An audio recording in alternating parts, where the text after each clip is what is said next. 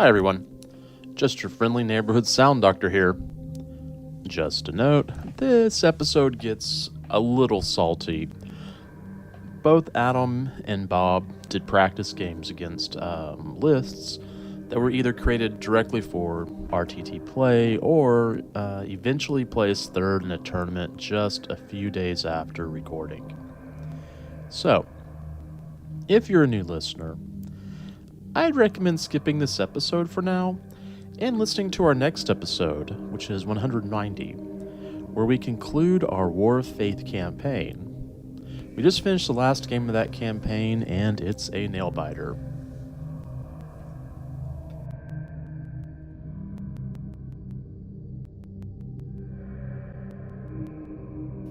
Hello and welcome to episode 189 of Masters of the Forge. I believe this one will be called Turning Your Plowshares into Swords, because that is exactly what we're talking about here. We're talking about the Imperial Knights, which are super fun. So we are here with me, and that's not really how you do it. With me, but I also have Jason. Hi everyone. Hi Adam. And Robert. And Bob. And Bob. Hi, Bob. Also known as Uncle Bob. Drunk Bob. Drunk Bob. Yeah, thank you for coming, Bob. So this episode might get Rowdy. Yeah, might get a little rowdy. But that's okay. We'll put the explicit tag on there if I have too many edits. Yeah, no, it's totally fine. So, Bob, give us your Warhammer pedigree. We met you through. I'm actually not sure how we met you. I mean, certainly we met you. We actually literally met you through local tournaments here in the Northeast. Yeah, but we're New England folk. Yes. So what's your Warhammer pedigree, Bob?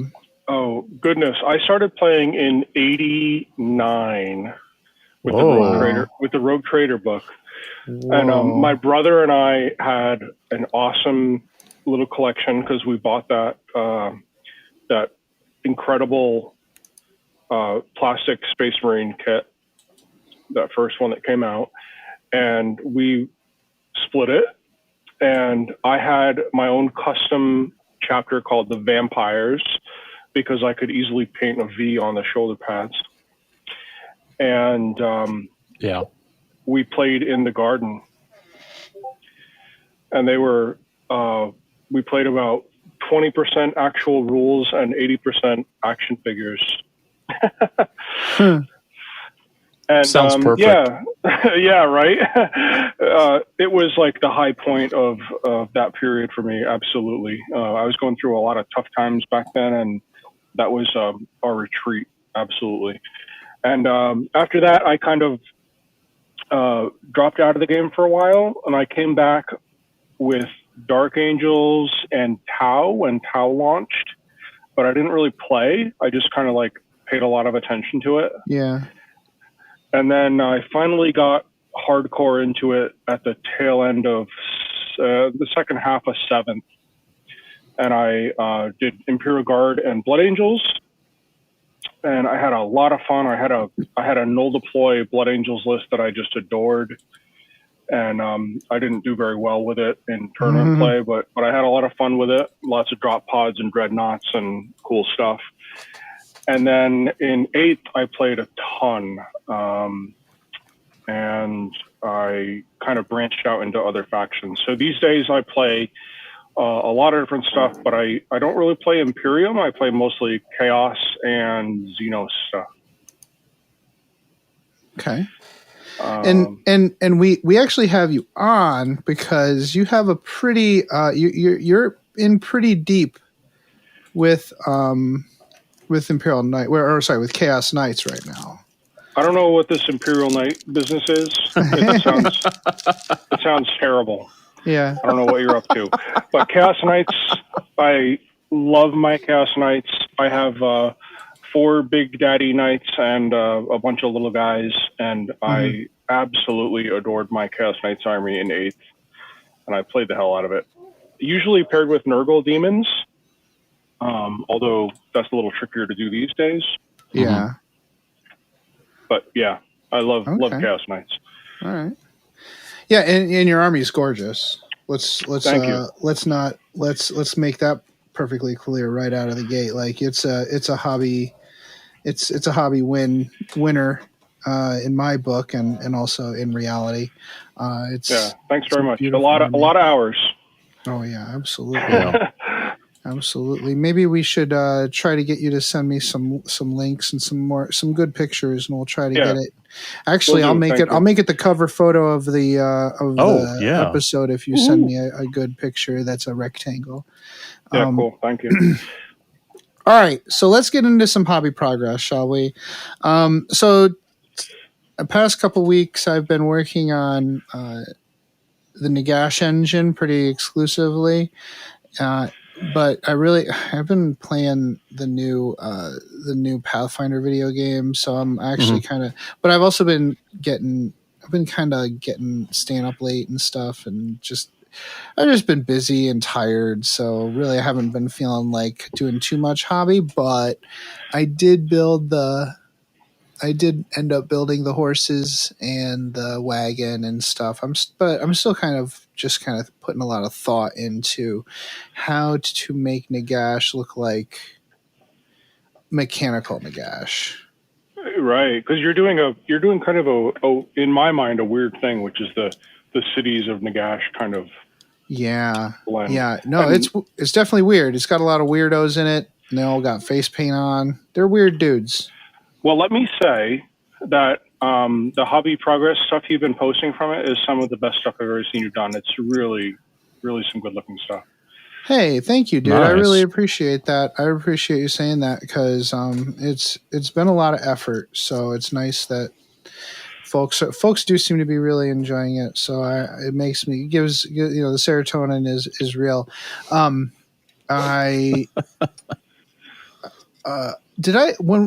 Here's the problem. I don't put everything in my notes. So like I'm not sure if I talked about all of this stuff in the last episode or if I talked about it during a hobby hangout. But I am very frustrated with how much Sigmar tends to like personalize all of his stuff.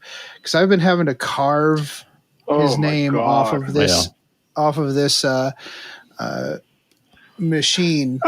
Like this, whatever I forget what it's called. It's like the Luminarch of Haish or whatever. Like every stair has his name on it, and it has it's got his initials on it and stuff. Like, bro, you don't need to do that. So I've had to do a bunch of that stuff. I've had some minor annoyance with that myself, having to do that from grabbing parts from Sigmar and using them for Blood Angels. I refuse to put a twin-tailed comet on a Blood Angels model, and it drives me crazy on some internal level when I see someone do this awesome piece and conversion and paint it up, and I see the twin-tailed comet on the thing, and I'm like, oh, well, might as well throw it away. You know what? Someone just mentioned that today during the reveals, how some of that new stuff still has the twin-tailed comet. I'm like, oh, is that a thing? So, and I think a bunch of these guys do have it. I didn't, so I might even have to go back and shave some more stuff off. I didn't know that it was an iconic symbol. You might not recognize it, but yeah, it's there. I didn't know it was an iconic Sigmar symbol. Oh boy. Well, it's gorgeous looking stuff. I'm Age of Sigmar. I own Night Haunts, like 4K-ish points of Night Haunts. And I have a Vampire Counts army that I started with the new launch, the Soul Rave. What are they called? No, I like Soul Rave. That sounds great. Soul Rave, yeah. And it is. I have, I think, 40 zombies built, and the rest is all in the wrapper. So when you say engine, Nagash engine, is that the like Mortis engine? So no, it's a Luminarch of Haish model. I don't know what that means. And I'm using the Blood Knight horses. Oh, nice. Which I carved the backs, like the legs. I'm really sure I already talked about this on the show, but that's okay. No, go ahead. The legs are molded onto the horses of those, so I had to actually cut the legs, like the people legs are molded onto the horse, so I had to cut those off, and I put sprue in the horse, and then put green stuff over the sprue and made more saddle blankets. Sure. Yep. And then I'm adding more death-ish stuff to, like, I'm putting a bunch of offerings on the wagon, because it's a wagon with like a big techno magical device on it. So cool. The wagon, I'm putting a bunch of offerings on the wagon, like pumpkins and cabbages, and I'm going to make some green stuff, apples and stuff. And then cabbage. Nagash, I actually bought the new Nagash model. So, which is incredible. So instead of the Luminarch, I'm going to shove like the base, like the post for the Luminarch up Nagash's Yahoo. Yeah, and he's going to be, and I'm going to put some fish shy, whatever. I forget what they call them, but like some of those on his arms, so I can run fishing line up to his arms down to like people holding them. Oh, and I'm going to put some mechanical pieces where his arms attach to the body. And I'm going to paint him all bronze with, you know, the usual bronze weathering and a few ravens and some birds on his shoulders and stuff, so that he's basically going to be this big bronze Nagash float. Right. Army. Like a parade float, yeah. Like a Dia de los Muertos parade float. Nice. That sounds awesome. Oh, I can't wait. Yeah, but it is, you know, it's daunting, so I've just been kind of taking it slow with that. Cool. Anyways, that's really all I've been working on. Jason, what have you been working on? So we did record last weekend. We did. So that's why I think I talked about this already. But no, that's okay, because those are valid complaints, because I'm going to sit here and complain about the Lady Arcana model again. Because every time I turn around, it's like, hey, look, there's a gap you missed. Oh, hey, no. look. Did you not see that mold line? Come on. All right. So I think I'm finally done with it. I don't know. I'm sure I'll find something else as I'm priming it, because that's what's going to happen. I'm definitely priming it this weekend. This is that awesome creature caster? Yeah. Lord of Change type. Yeah. It's a great mini. I mean, it's really, really cool. I literally cannot take it anywhere to any game store, because it's a little more not safe for work than I realized. I think what you do is you take electrical tape, right? And you lay it on your cutting surface, and you cut out little strips, and then you put X's over the nipples, and you make a little bikini bottom for her, and she's all set. Okay, so definitely like a rave. Okay, we're going on the rave theme tonight. All right, cool.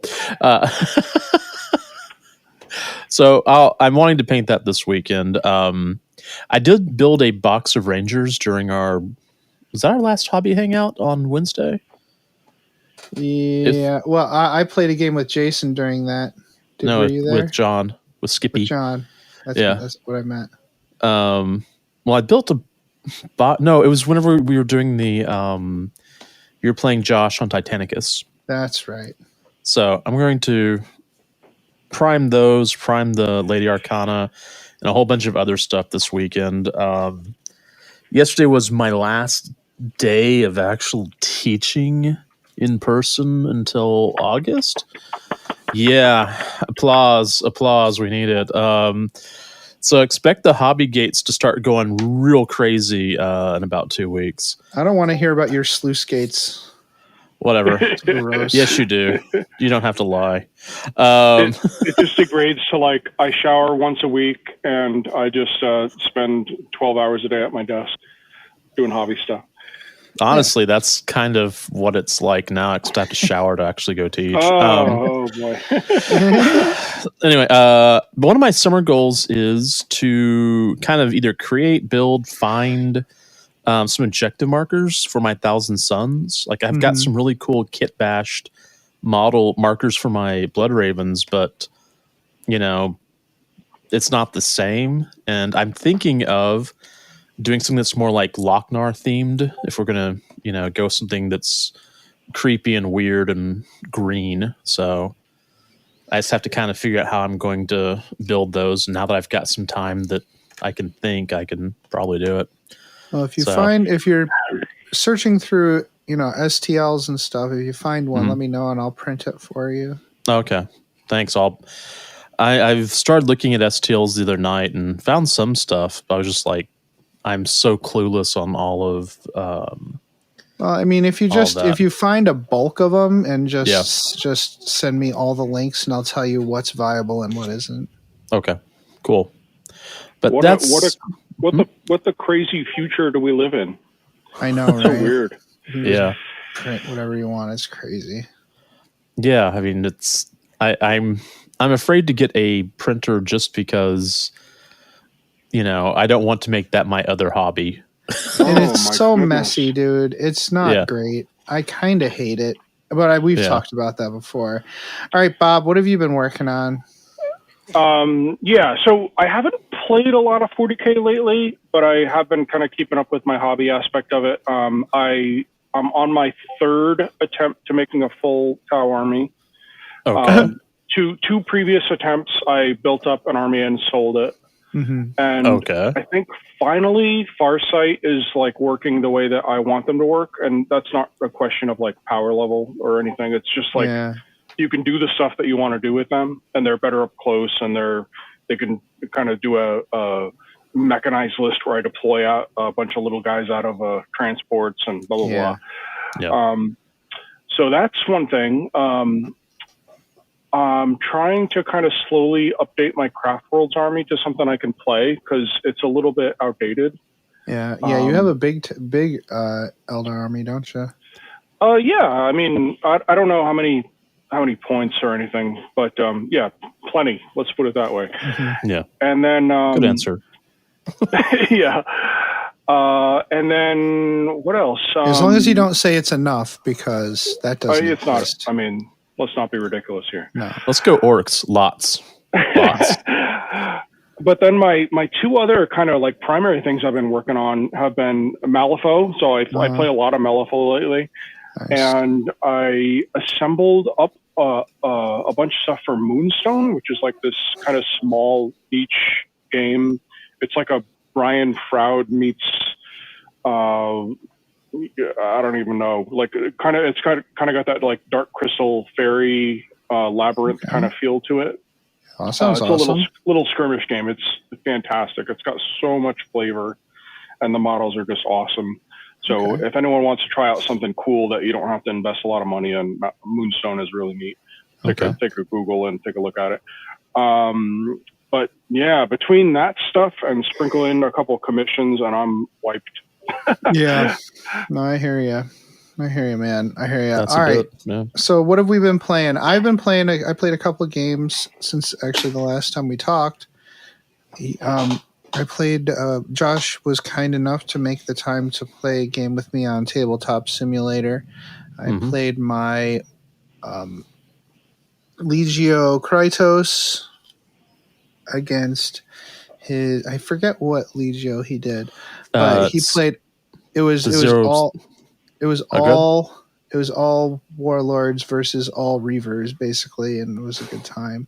And we did kind of the open war deck for that one, and we got the desert world, which was it's really hot, and we also pulled the twist that we pulled was like this radioactive fire, like a meltdown happening in the middle of the battlefield. So it Nice. was, and we were both. I was playing. All of my Titans had plasma guns, so it was just Yeah. so much fire. It was so much fire. It was great. So from what you're describing, this has a heat mechanic like old BattleTech. Yes.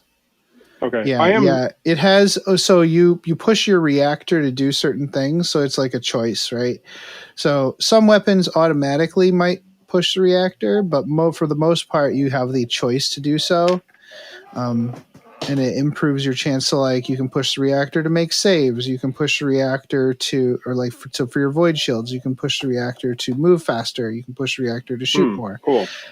So that's, I mean, and I always be overheating because that's how you roll, right? Yeah.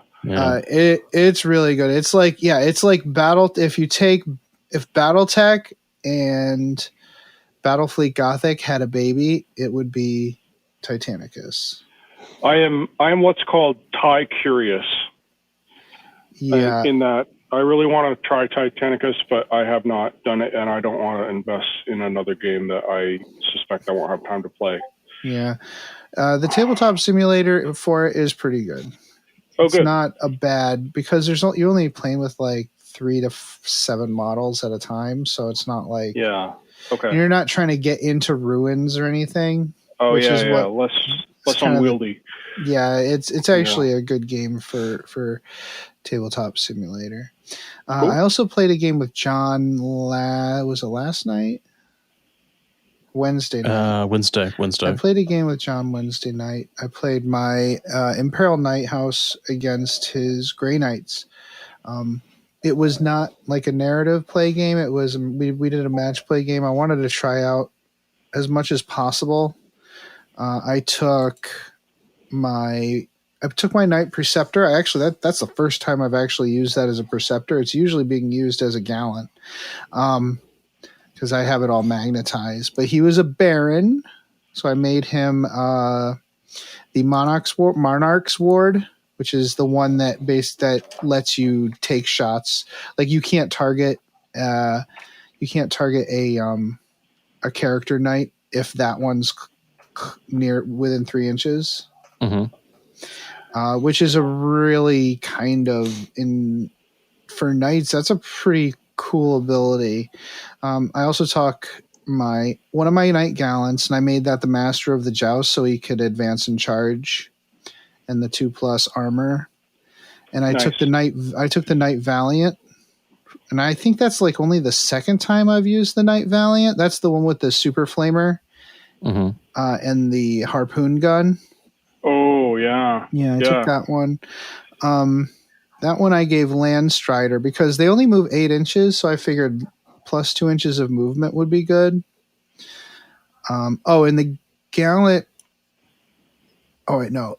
Then I took 3 Warglaves, so that was a full 2,000 point list. It was a very eclectic list.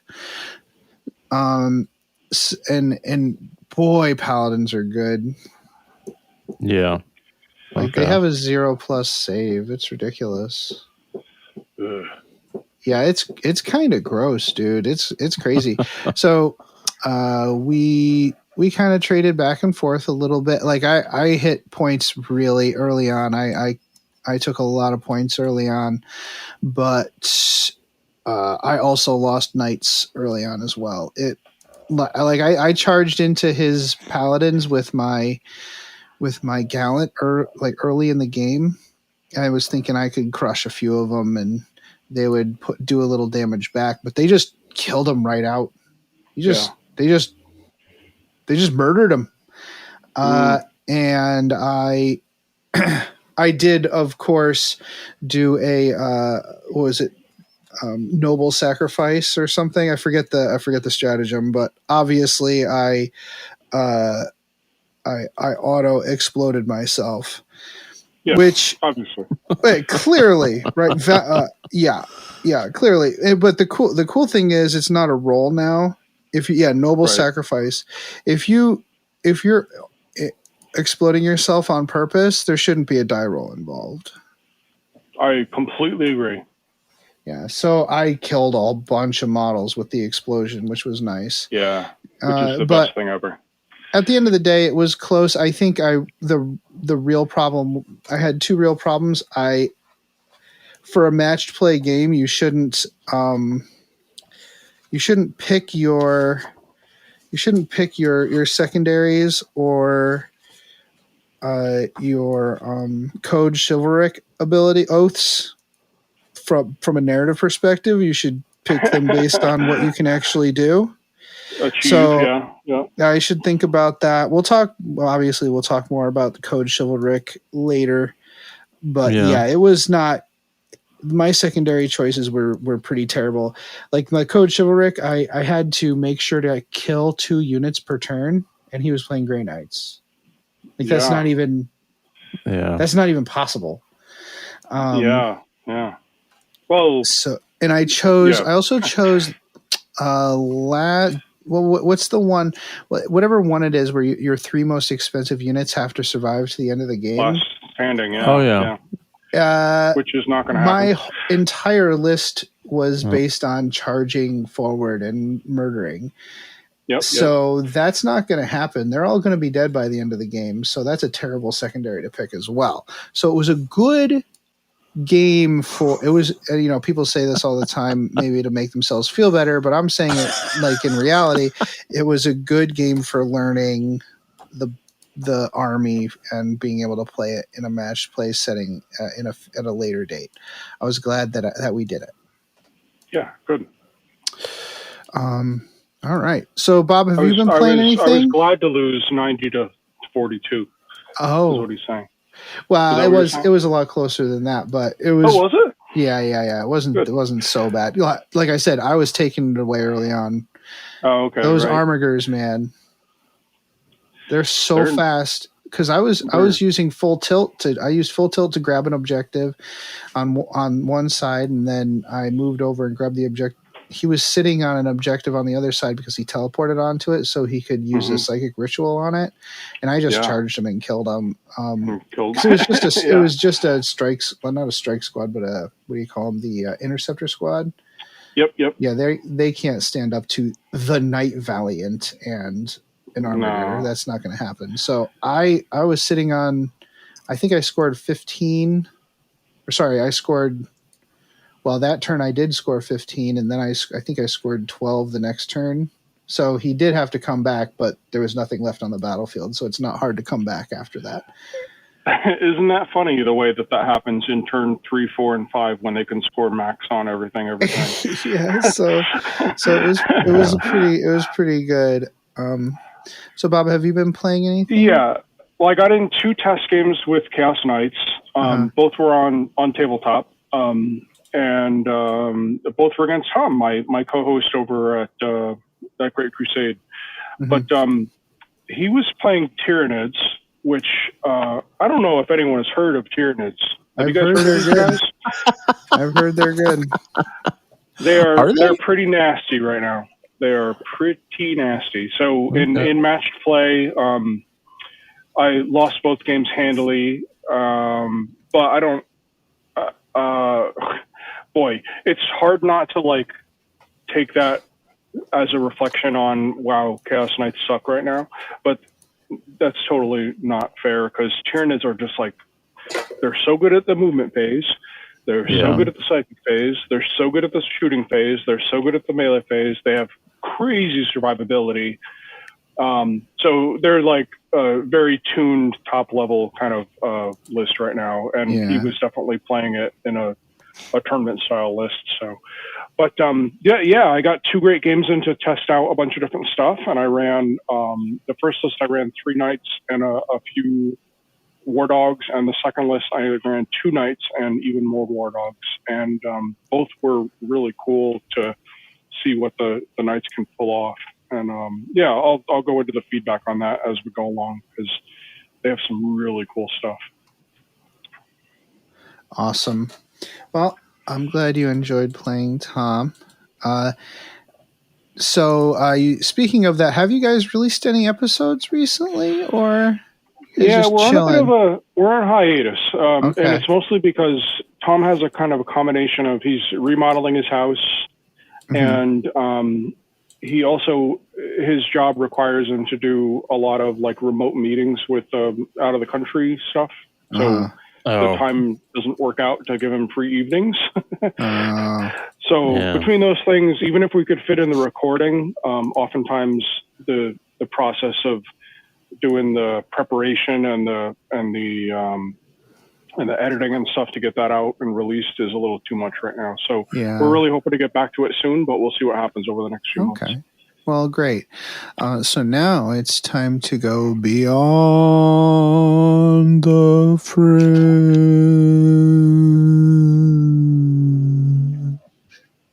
Is there some weird Twilight music that plays in the background? Twilight Zone music? I don't know. I don't listen to this podcast. I think it's terrible. They'll fix it in post. Yeah. We'll get it in post. So what did you do beyond the fringe? Well, recently? I really, you know what, to be honest, it's been kind of an S show around here. Yeah. So so I've just been working. I've just been playing that. Like I mentioned earlier, I've been playing the new Pathfinder game. It seems cool. It's like about this. It's about a town basically near a hellmouth, and they have to fight demons. But other than that, just been watching Picard. Picard is amazing. You should watch it. I've been avoiding spoilers like because I watch it on Sunday with my cousin.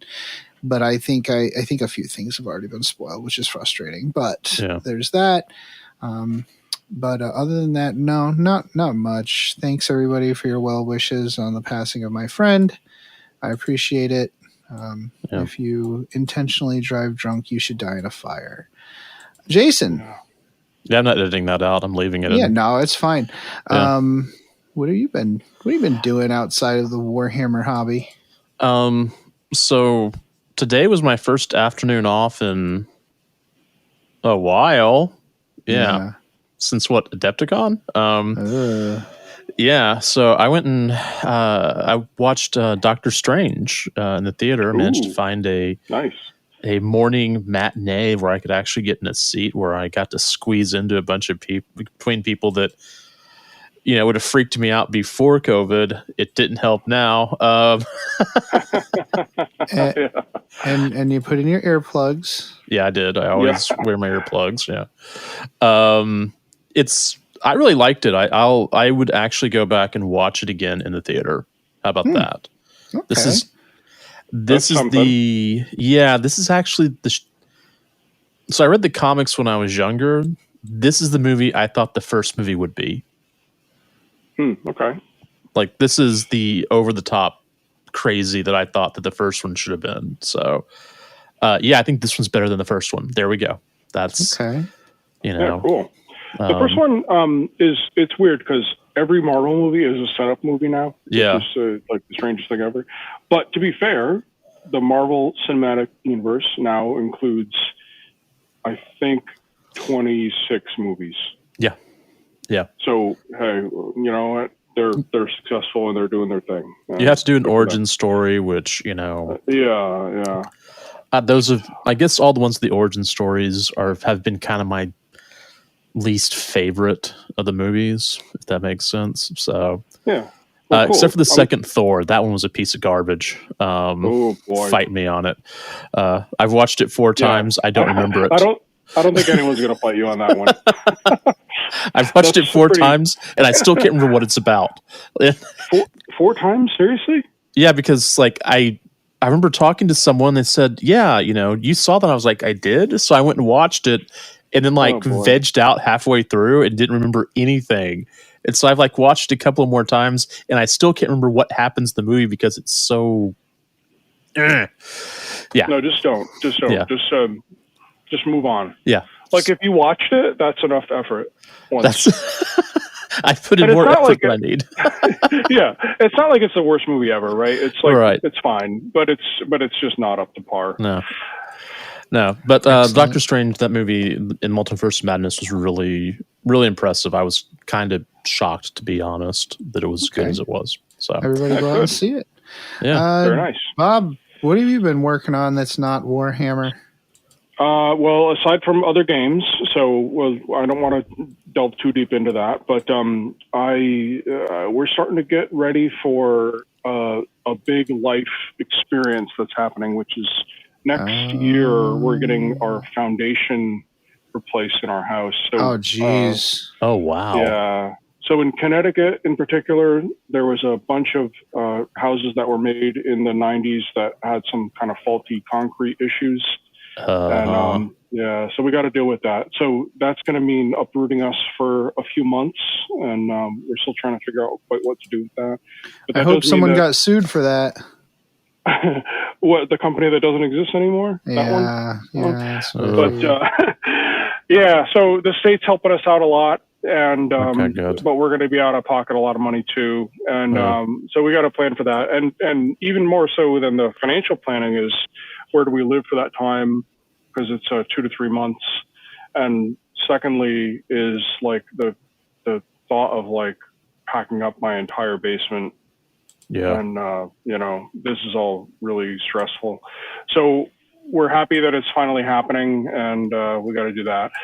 But on the plus side of life, the kids will be out of school in a little while, and we're getting the bikes out of their storage thing, and we'll start spending some more time outside and do camping. And Quinn's been trying to do the. He's almost there for the coordination on the tricycle, but I don't. Yeah, good. I don't like stress him out by making him do stuff.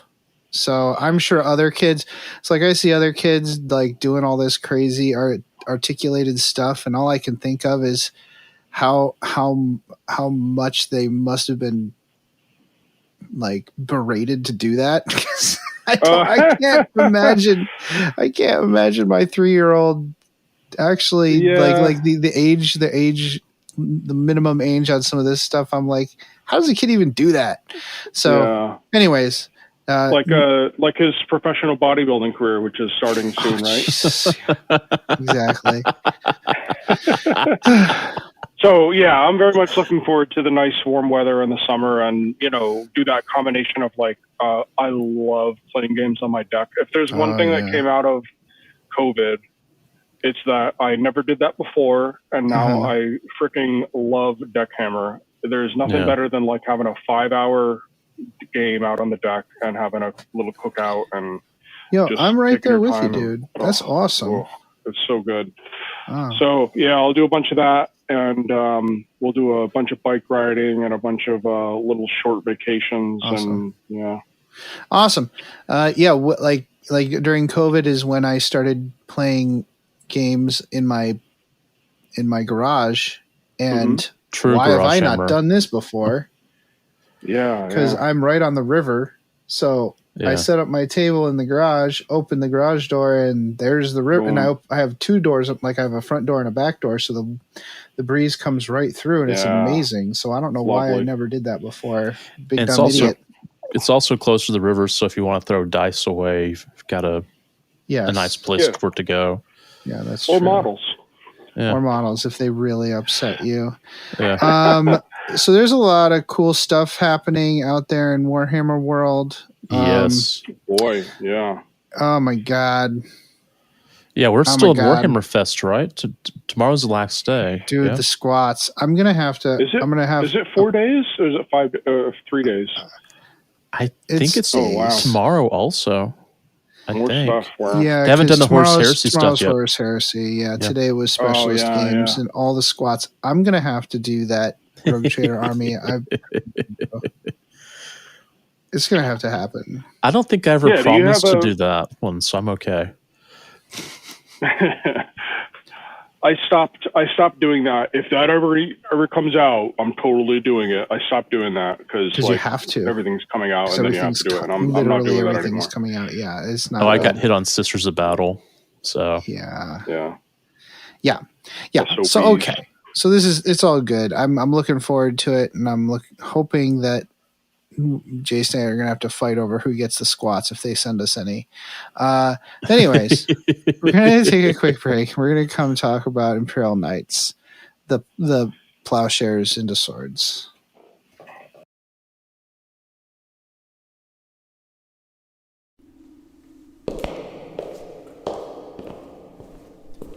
Damn, I knew it was around here somewhere. Damn, where is it? Can I help you? Ah! Scared me. What do you seek? I need the perfect scenario for a narrative game I'm running this week, and I can't find one. Sir, this is the Black Library. We don't have narrative scenarios. Well, then where should I go? Might I recommend the Tabletop Campaign Repo? The Tabletop Campaign Repo? What's that? The Tabletop Campaign Repo is an ad-free site for hosting resources related to playing tabletop miniatures wargaming. Oh, like scenarios? Absolutely. Also, event packs, custom objectives, tracking sheets, custom terrain rules, maps, icon packs, award templates, and more. Oh, and this is for Warhammer 40k? Among other things, there's also Age of Sigmar, Kill Team, Warhammer Fantasy Battle, and others. They're always open for content submissions for any system, even non-Games Workshop materials. Oh, that's awesome. It sounds like a great way to save all of this great content the community makes. A lot of that stuff often ends up disappearing into a dead message board or Facebook group. Exactly. It's a real community effort. Great. So how do I get there? Just go to that webway gate marked tcrepo.com. tcrepo.com. Got it. Can I ask you one more question before I go? Fire away. This place is really easy to find. How come Aramon can never find it? Oh, because it's more funny that way. Oh, yeah, clearly. Once again, the Tabletop Campaign repository can be found at tcrepo.com, and they're always looking for submissions. Hey Archons, does 9th edition have you feeling like the Slith Party bus just doesn't have enough party for you? Well, if you want to put a little shock back into your shock brow, you need the Slith Party On! That's right, Archons. For 736 points, you can take 3 Archons, 12 Slith, and a Tantalus. It's the Slith Party On! Now, I know what you're thinking. Couldn't I take Drazar, 15 Incubi, and a Tantalus, aka the Incubi Murder Boat, for 51 less points? Sure, you could, but it wouldn't be the Slith Party On! But is it legal? Oh yeah! Is it awesome? Oh yeah! Is it any good on the table? No! It's the all-new Slith Party On. Sort of awesome. Party On! Really hilarious. Party On! It's the Slith Party On!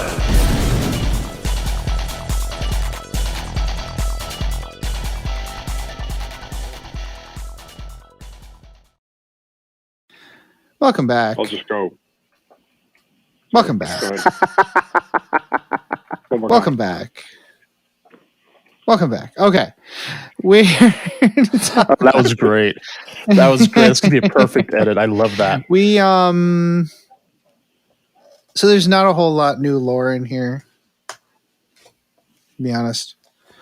None of the new codexes though have a whole lot of new lore. No. And that's kind of the thing They talk we've about like a noticed. specific planet. This does have a lot of heraldry in it, which it should. And it good. explains the heraldry in the Imperial Knight one. It tells you what sections of the armor, which I think was in that old awesome Imperial Knight lore book, but it tells you which part of the knight is supposed to get the house colors, which part of the knight you put your personal heraldry, and then which part of the knight is specifically for imperial livery and junk like that. Unfortunately, my knights really don't follow that, but that's fine. Everybody your guys, you paint you put your happy little trees wherever you want them. You know what I'm saying? yeah. They did flesh out the ranks, so I want to talk about those real quick because they do come into play later when we talk about the rules. So for Questor Imperialis, you have the High Monarch, who's in charge of the whole house. They're the chapter master equivalent, and they can have a bunch of different titles: king, queen, like general, Baron, like all that stuff. Marquis, yeah. Then you have the Monarch's Ward, who is the protector of the monarch, and their vassals are charged with protecting them. So it's like this hierarchy. And even if the monarch falls in battle, they're expected to stand over their smoking corpse and defend the machine as it's smoldering in the dust. Rather than move to control the objectives. Rather than move to control the objectives, that's right.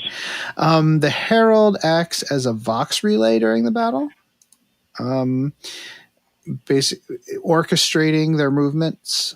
The Master of Justice is kind of this military advisor, champion, and even executor, like he'll execute people. The Gatekeeper is the defender of the house's holdings. And then after that, there are other barons, and you can make up whatever you want. Because there's a bunch of different... Your house is your house. It can be whatever you like. Yeah.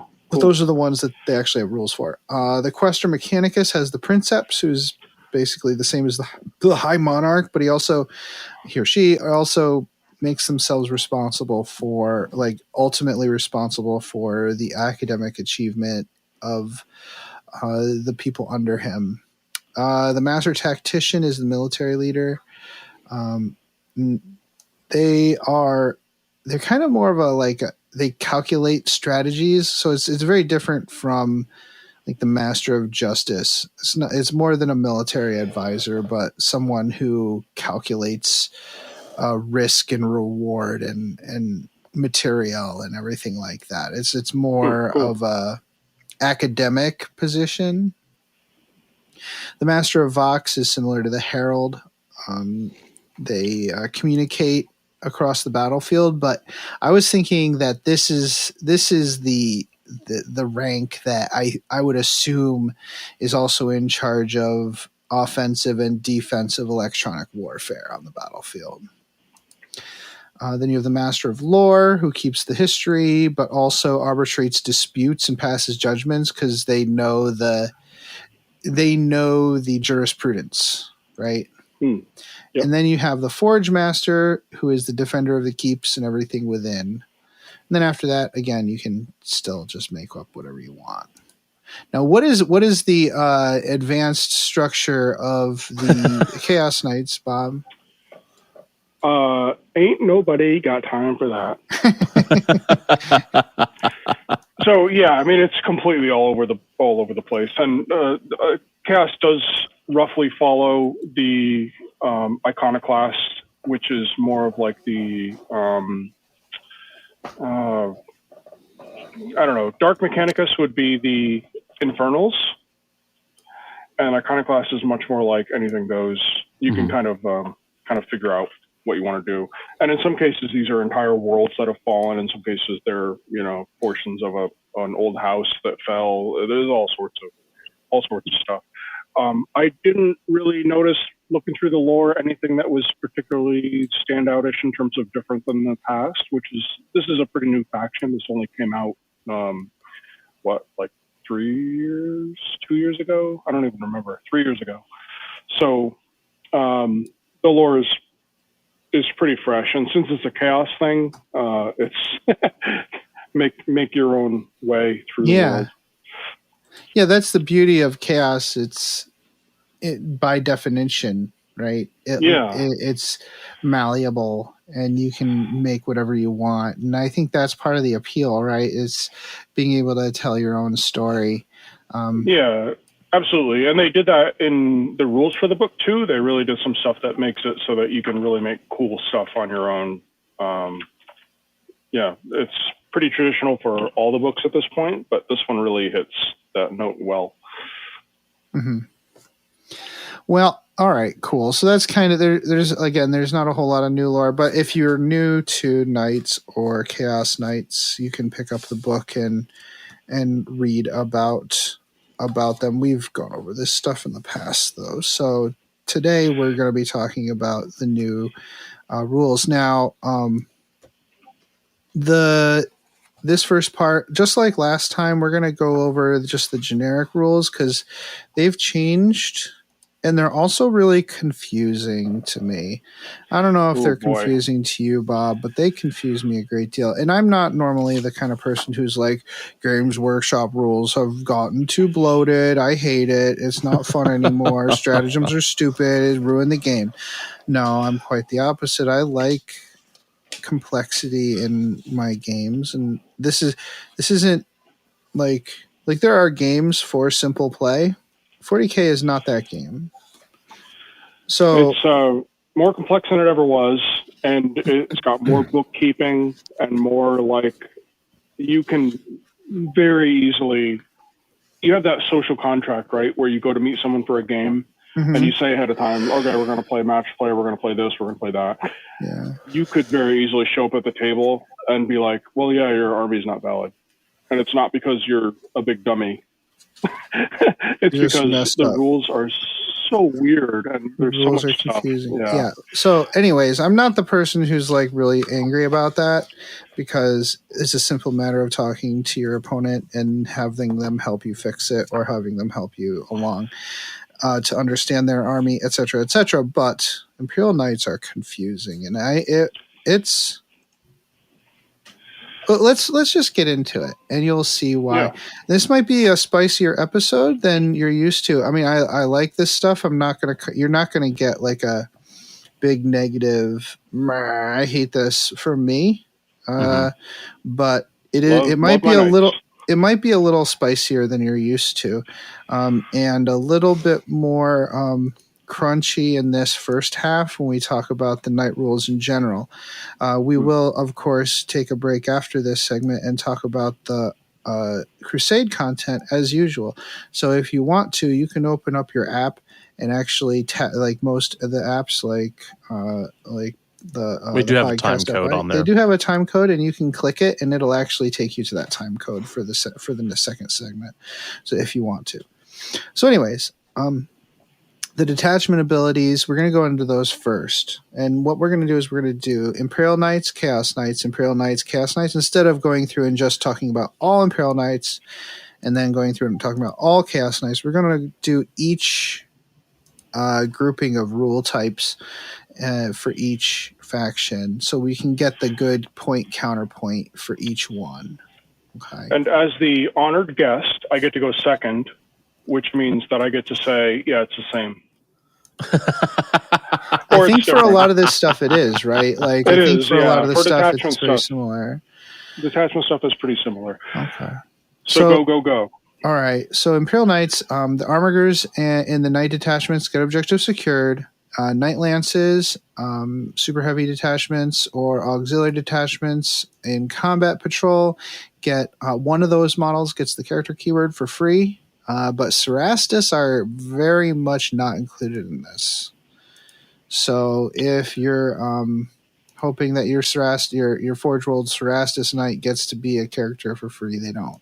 And there's a bunch of stuff in here. You got to really look and see where the Cerastus are allowed to do stuff and where they're not. And for the most part, they don't get anything. That's for now. Yeah. Right. Yeah, that's true. In a few weeks, we'll see what happens. Yeah. So as long as you meet model count requirements, you get refunded the CP for those detachments. It's there's some weird language, but basically, as long as you're filling out those detachments with Imperial Knights, you're going to be refunded the CP for them. So that's nice. Yep.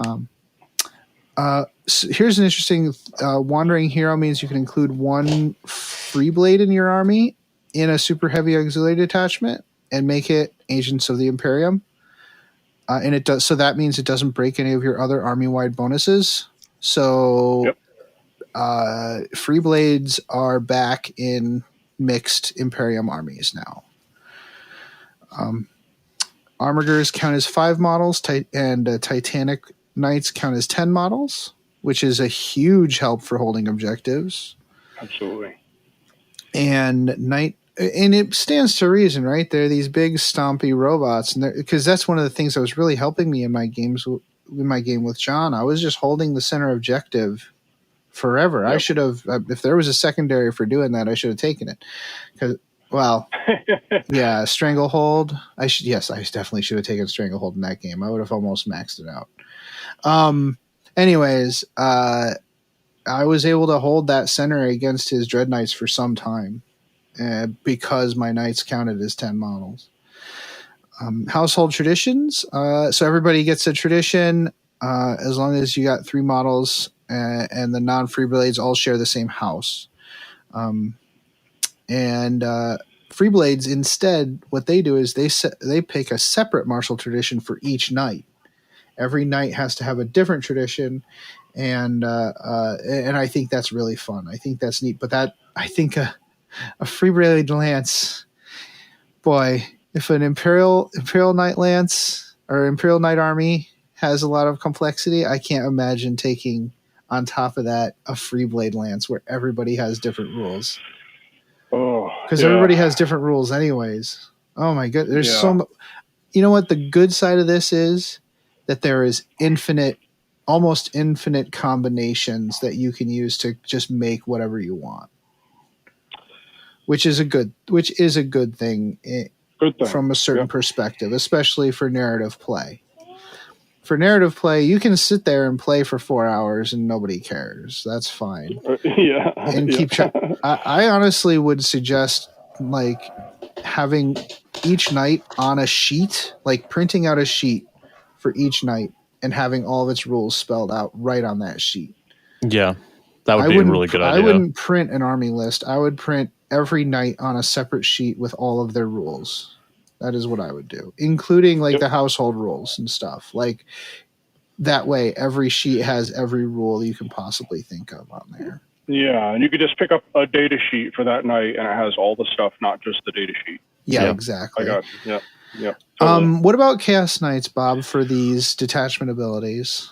Yeah, this works pretty similarly. I don't get OBSEC for War Dogs, so that's fun, which are the equivalent of the little guys, the baby knights. And but the same thing, 5 models, 10 models. Mm-hmm. And you have a Traitorous Lance, which is the same thing. You get the CP refund, you get the 1 model as a character. You have the Traitorous Ambitions, which is your household stuff. Mm-hmm. And just like with Imperials, you all have to be the same within the detachment to get the benefit. So the common thing would be a super heavy detachment with whatever mix of baby knights and big knights you want. And then if you wanted to take a Dread Blade, which is the equivalent of a free blade, you just have an Aux detachment. Mm-hmm. You pay that 1 CP for that detachment, and they get to take whatever they want. The households and the fell bonds. So fell bonds are the customized thing where Dreadblades take them, or if you want to make your own house, those are the list of different things that you can take as your chapter tactics, finger quote. This gets really confusing though, because a house and a household are not the same thing. Which is probably the same in Imperials, right? Because you have what are the 2 different things called? Questor Imperialis and Mechanicus. Oh, right. Yeah, so the wording gets tricky. But my friend Carol, who is great on rules, just set me up like a quick cheat sheet for this. Okay. So pick your main house for your knights to get all their goodies from, and it's going to be either Iconoclast or Infernal. So that's the equivalent of those 2 for you.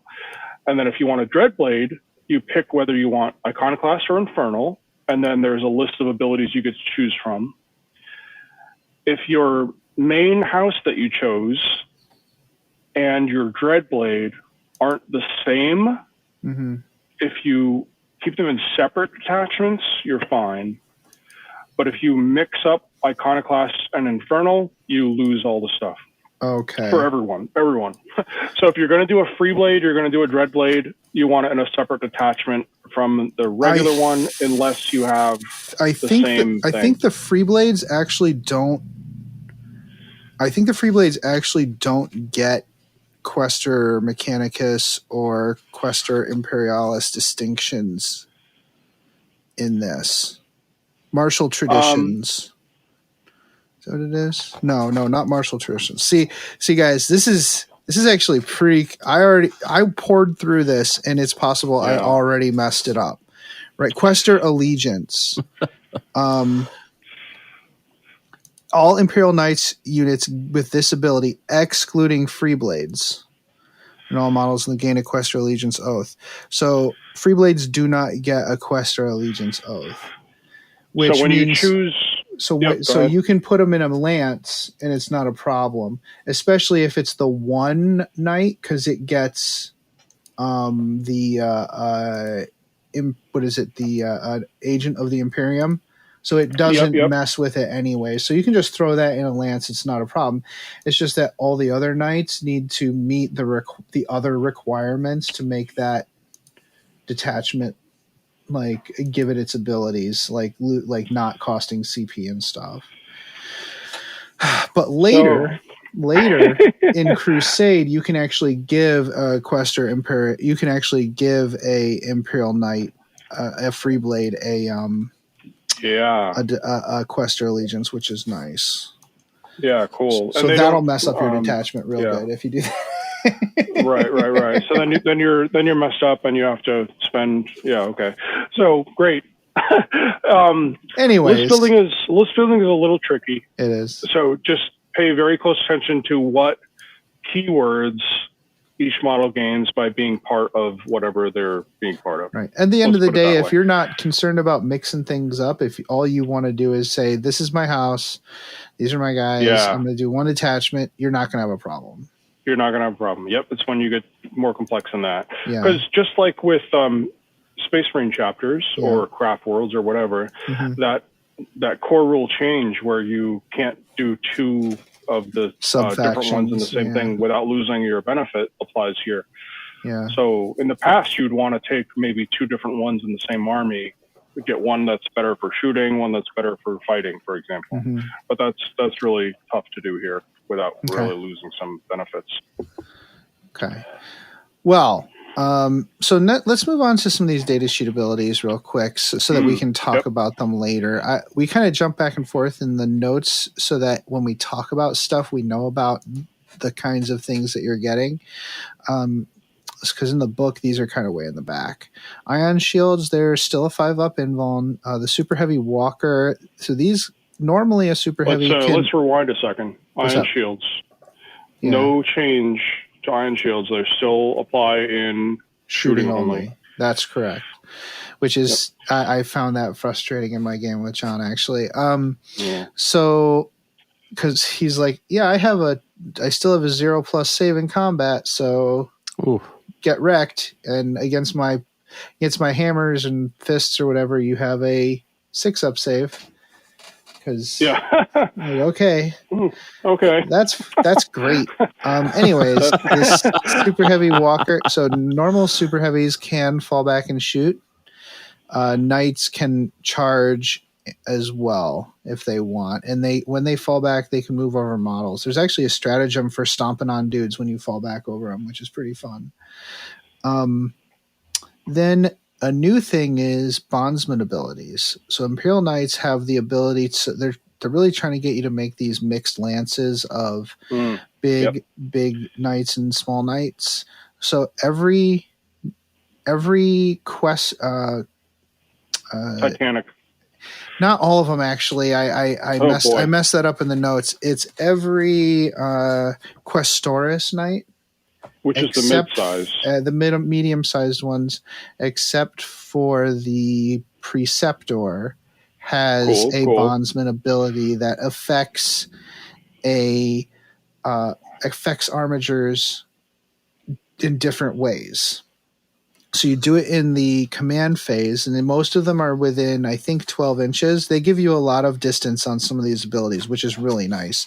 You don't have to keep models clumped up, which is really, I'm actually very grateful for, because I'm always moving my models out of position. I'm going to do ninth really rewards that, and you need to do it in order to score, basically. So yeah. So I'm gonna give you a couple of examples. So the Knight Gallant's duty In your command phase, you can select one friendly noble household armiger class model within 12 inches. So it's not even wholly within, it's just within 12. Until you're starting your next command phase, improve that armiger class model's weapon skill by 1. So Nice. I can see just me sending in my my 3 armigers with my 3 gallants and just wrecking face in combat and then dying. It'll be great. Yep. Sounds familiar. Now the Knight Warden is kind of more the tactical knight. It's got a close combat weapon and a gun. It's not like I like this one. This is like usually my queen is in this one. I think it's Knight Maleficent. She's got the Warden's Duty, which is in your command phase, you can select one friendly noble household armiger within 12. Until the start of your next command phase, that armiger counts as 10 models for the purposes of determining which player controls objective markers. Barf. Imagine an armiger counting as 10 models. That's amazing. So they all have abilities that, like, some of them are +1 to hit, some of them are +1 to charge, and they all make sense for what the knight itself does. It helps that armiger do what it does better, and this goes to in the future when we talk about the narrative aspect, like and upgrading armigers to big knights. Unfortunately, the Castellan and the Valiant are too busy being BA in their own right. Apparently, they don't have time to teach the little knights what to do. Yeah. And the Knight Preceptor has the knightly teachings. It's basically the chaplain of the Imperial Knights now. So it doesn't. Cool. That's cool. So it already has abilities like that. So it doesn't actually have a bondsman ability.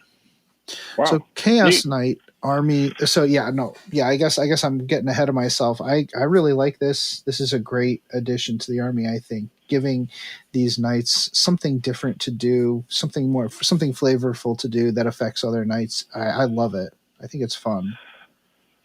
I completely agree. It does push towards a mixed build with baby knights and big knights. But is that a bad thing? I mean, it works on the table, so there you go. If you want to run all big knights, you're a little bit down, I think, in terms of flexibility and power compared to running a mixed army. Chaos Knights have a very similar thing. They have ion shields. They have super heavy walker. You didn't touch on the squadrons. So when you do the baby knights, right, you can take 1 through 3, and they basically deploy together, and then they count as separate models at that point. Off, yeah. So I've noticed a bunch of the stratagems in here. It doesn't penalize you for splitting as much as other units in other codexes do. That's right. A lot of the stratagems are like pick 3 armigers. They don't have to be near each other. They don't have to be, in formation. You just pick 3 armigers. You get to do something with them. Like they all get +1 to hit, or they automatically hit on 6s, stuff like that. So well, that's cool, because Chaos doesn't get that.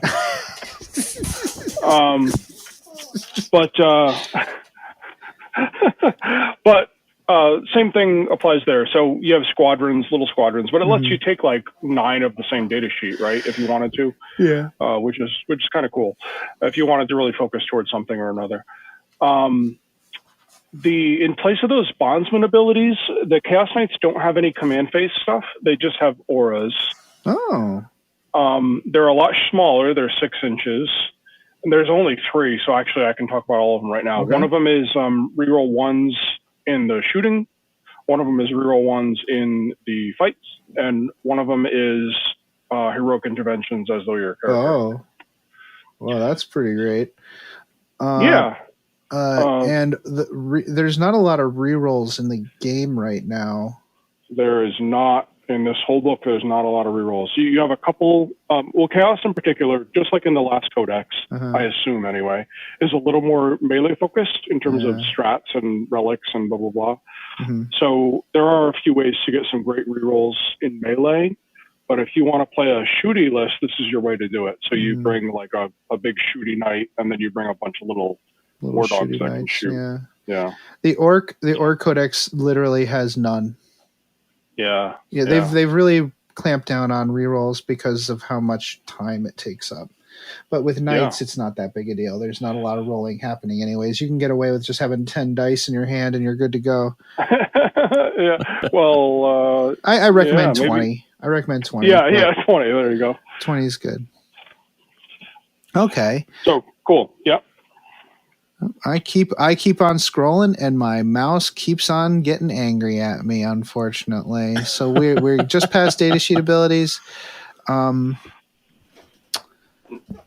you want to pick a night to talk about the datasheet on, or do you want to kind of move past that? Well, I'm good. Like, there's not much different, right? Okay, there is something really different for me that I want to talk about before we move on. Okay. And it's Titanic Feet. Titanic Feet got the axe, man. They don't do multiple attacks anymore. So it's most of the weapons have a sweep profile. They have a strike profile and a sweep profile. So you're going to use that instead. But if your knight doesn't have a close combat weapon, it's not doing great. It's like the Knight Valiant has 4 attacks in melee. There is a stratagem for stomping people, but I'm not sure how great it's not. So anyways, I'm kind of feeling like I'm a little upset about the Knight Valiant's ability to fight in combat. It's got a giant F-all spear, man. Let me use a spear in combat. I mean, I guess I can shoot it, but still, let me do something. So, yeah. I completely am on the same page with you. I think that's the biggest disappointment I have in this codex is that I can't do a double shooting knight, which is a bunch of different builds. I mean, there's a lot to do that with, and take advantage of those cool big heavy weapons and still be effective in melee. Because in the previous codex, especially in a codex that was a little focused towards melee, you had lots of ways to get bonus attacks. You had lots of ways to bump up your attacks through warlord traits and through iconoclast and blah, blah, blah. And I could have my double Avenger Gatling Knight still doing, 18 attacks in melee and get their way out of a squad of guardsmen. Yeah, I think they should be able to mulch. Now, they can fall back. But I could have done with a little bit more. Now, a knight's feet should not be better than its weapon. Let's get that perfectly clear. Like, a lot of the time, people would just stomp instead of using their sword. Like, that's just not a good thing. That should never happen. But it definitely doesn't happen anymore because the swords and everything got good upgrades. Mm-hmm. So anyways, the one thing I do like about the Knight Valiant and the Knight Castellan is they went up to 2+ save. I don't think they were 2+ before. I thought they were, but I guess I don't. I really don't play with them anyway. Anyways, they're 2+ saves, so that's really helpful for them. But I really don't have anything really to add about the. You know what didn't get a 2+ save? What? Everything else in the codex. No. Everything else is 3+. No. So everything is still on a 3+ save. Everything is still T8. Everything is still only keeps its invuln in shooting. Yep. So the just incredible prevalence of damage 2, damage 3, flat 4 damage, flat 5 damage weapons out there is just going to tear through these guys just like it did before. Some group runs in with Thunderhammers, even though no one's taking them these days. Power Fists, any of those crazy weapon profiles. Well, I think with Armor of Contempt or whatever, I think we'll see a lot more fists. But yeah, I think the good news is there are a lot. I'm hoping that they'll be a lot more prevalent in narrative play because I don't think anybody can say that they're hard to kill. I think toughness 8 is toughness 8, but they're not really hard to kill, considering how few you're going to have. And again, they're really been pushing you to take the little knights, and those are a lot easier to kill too. So I think these guys are pretty fine for narrative play. So let's move on to the subfactions. Sure.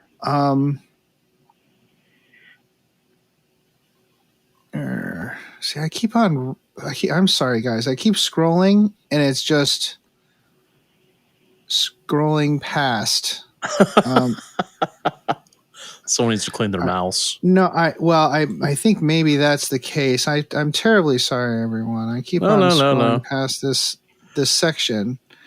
Okay. I might find it in my heart to forgive you someday. All right, so let's do Knight Allegiances. Yep. Let's talk about those. The Imperial Knights, Knight Allegiances are the Questor Mechanicus still, and the Questor Imperialis. Questor Mechanicus guys get +1 wound for their armigers, +2 wounds for their Titanic models, which is huge, but they also heal 1 per turn.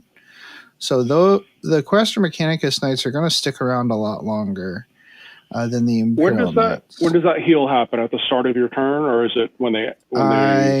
I honestly didn't write it down, but okay. I'm pretty sure it's in the command phase. Yeah. Then the Questor Imperialis Knights are +1 advance and charge, and they ignore any modifiers you want to advance and charge, which is really nice with all these woods out here, and also like things like. What is it? The Tanglefoot. I bet the Tanglefoot grenade doesn't work anyways. Whatever it is that they have, it doesn't work on you. Like the repulsor or whatever. If they worked before, they don't work now. And +1 inch to pile in and consolidate. Again, that's pretty darn cool, especially if you have armigers protecting you. They can pile in and consolidate pretty far. So that's really nice.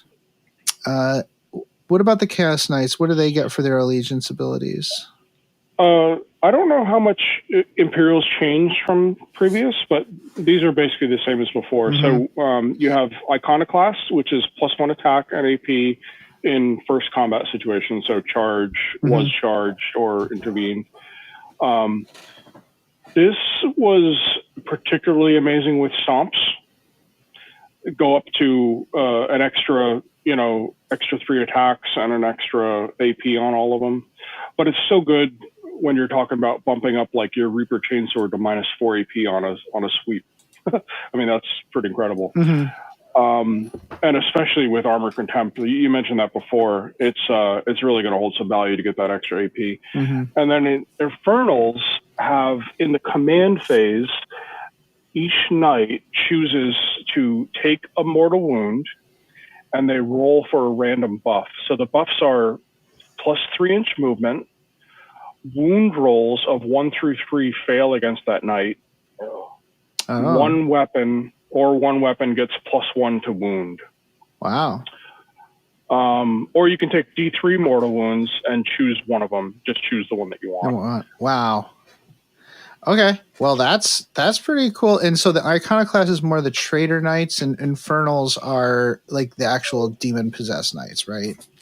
Infernal, actually, the wording is kind of weird. With the Infernals are Dark Mechanicus aligned. Oh, okay. Yeah. So they're like Questor Mechanicus. Okay. Yeah, you got it. Yeah. Got it. All right. So now let's. And there are, of course, like stratagems and stuff to make the Infernals in particular.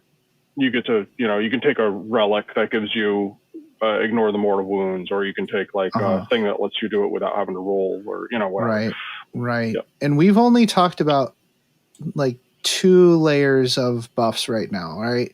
We talked about the buffs on the models themselves, which they give out to the armigers, and we've just talked about the allegiances, which give you like different bonuses based on your allegiance.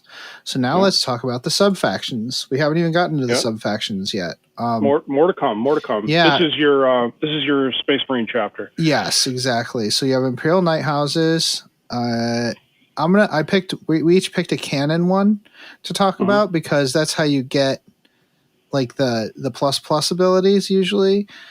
So House Griffith is Questor Imperialis, so you get the Imperialis bonuses, like the charge bonuses, but Griffith is the one I always take because I always be charging with my gallants.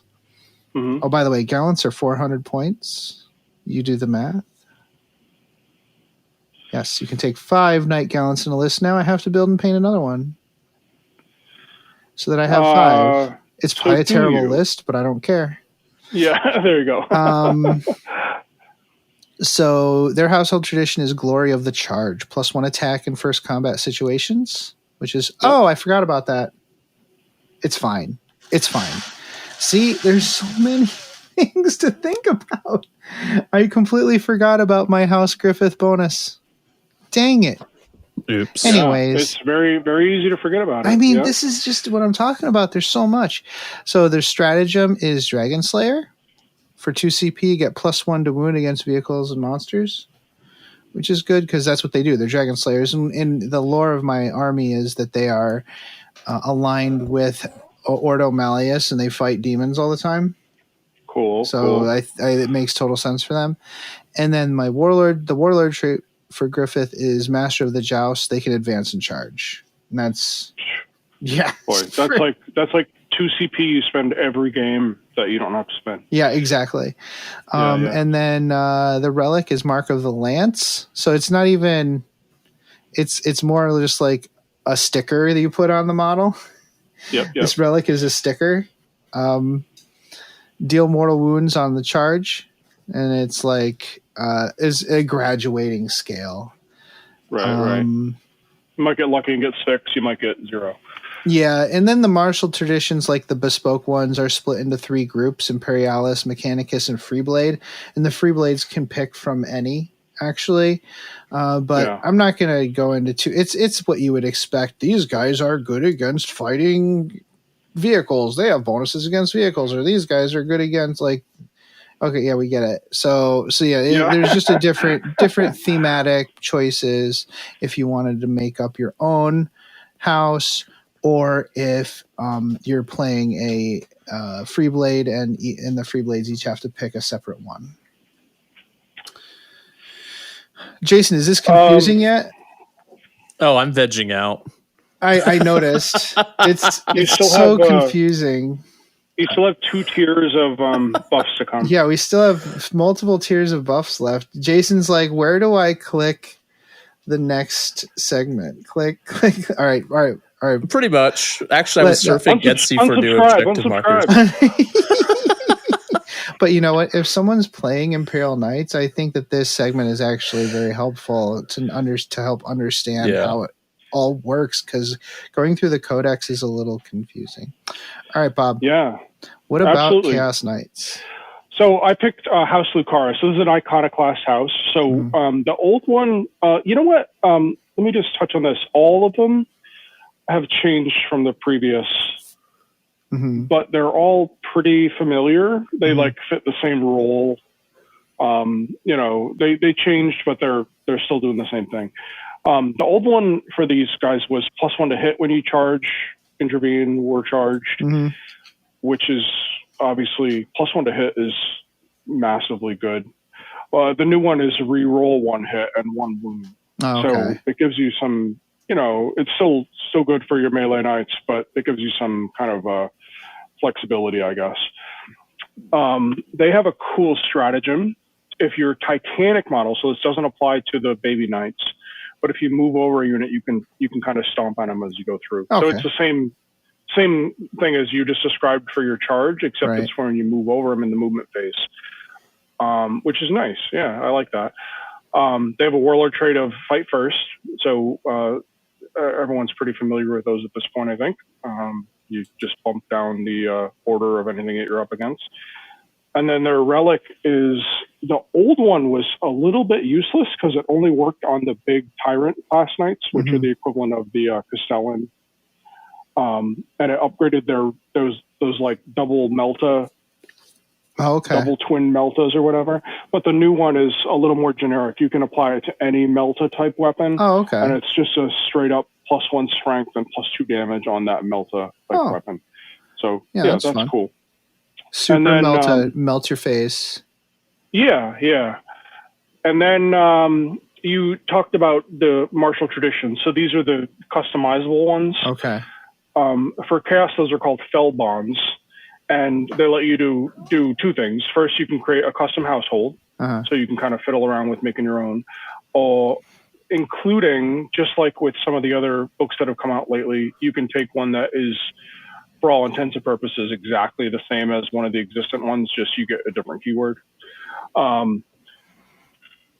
And then also, these are the ones that you select when you do a Dreadblade. So I did see one Dreadblade one in particular that I liked. This is for an Iconoclast Dreadblade, and it's called Worthy Offerings. It's +1 to hit versus monsters, vehicles, and characters, which is pretty flexible. That's the stuff you want to be killing with a knight anyway, in a lot of cases. And if you kill one of those, your offering tally succeeds. We haven't gone into offerings. We'll talk about those next. That's the next tier of stuff. But there is a lot of cool ones here to bump up your shooting or get little bumps to your melee. But a lot of them are really based on rolling sixes. So if you like rolling sixes and you like it in that extra bump when you roll your sixes, this is a good way to go. Well, these rules that mess with the, like what you were saying, the offerings or the night house, what is it? The crusades that you can go on, the code chivalric. If it messes with that, that seems pretty fun and lets you play that mini game in your games. And again, we will get onto those at the end. It's just hard to put these in the right order because it's so self-referential back and forth that you're flipping. Yep. Absolutely. So for the free blades, let's talk about free blades and dread blades and how they work. We have touched on this earlier, but I just want to go through it. You can add one to any Imperial army with Agent of the Imperium, and they pick a martial tradition from any of the list, and they can't choose the one that lets you mimic an existing house. There's always that one, right? Like the successor chapters and stuff. Yep. Then there's a Freeblade Lance army. Freeblade Lance Army of Renown. So this is the first codex that comes with an Army of Renown. And it gives you an additional tradition that heals 1 wound per turn, and they can ignore any modifiers to advance and charge. They're kind of a mix of both Imperial and Mechanicus. Cool. Then they're allowed to take Exalted Court upgrades because the structure of Freeblade Lance emulates the Night House's command structure. So they're kind of Exalted Court. And they get extra stratagems and relics to go with it. So the Freeblade Lance is, if you want as much customization and mad crazy different rules to keep track of, if you're the kind of person that wants just this huge spreadsheet of rules, no thank you. No thank you. I know. Right? If you want 5 knights all with a different ability and a different buff, this is for you. So keep that in mind. Although if it's 5 models, let's be honest, that's easier to take track of than having 4 or 5 different HQs and then 2 or 3 different types of troops. You're bringing up an important point, Jason. Terrifying. Even though I'm complaining about it a little bit, you really are only dealing with 3 to 7 models, right? Yeah. So, in the end of the day, you're eventually going to figure it out, and hopefully, what we're talking about here will help you get on track. I mean, in a way, it's like dealing with having an Exalted Sorcerer with one set of rules and psychic abilities, and then an Infernal Master that has all of its own things. Then 3 or 4 Aspiring Sorcerers that all have different, psychic spells you have to kind of keep an eye on, etc. So now they isn't much different. It isn't much different from that, is it? It's kind of. I mean, if you think of it not just as a model but as a unit, then 5 units that are all different. We deal with that all the time. I think that there's some army-wide stuff that might be super terrifying, but I think after a game or 2, maybe 3.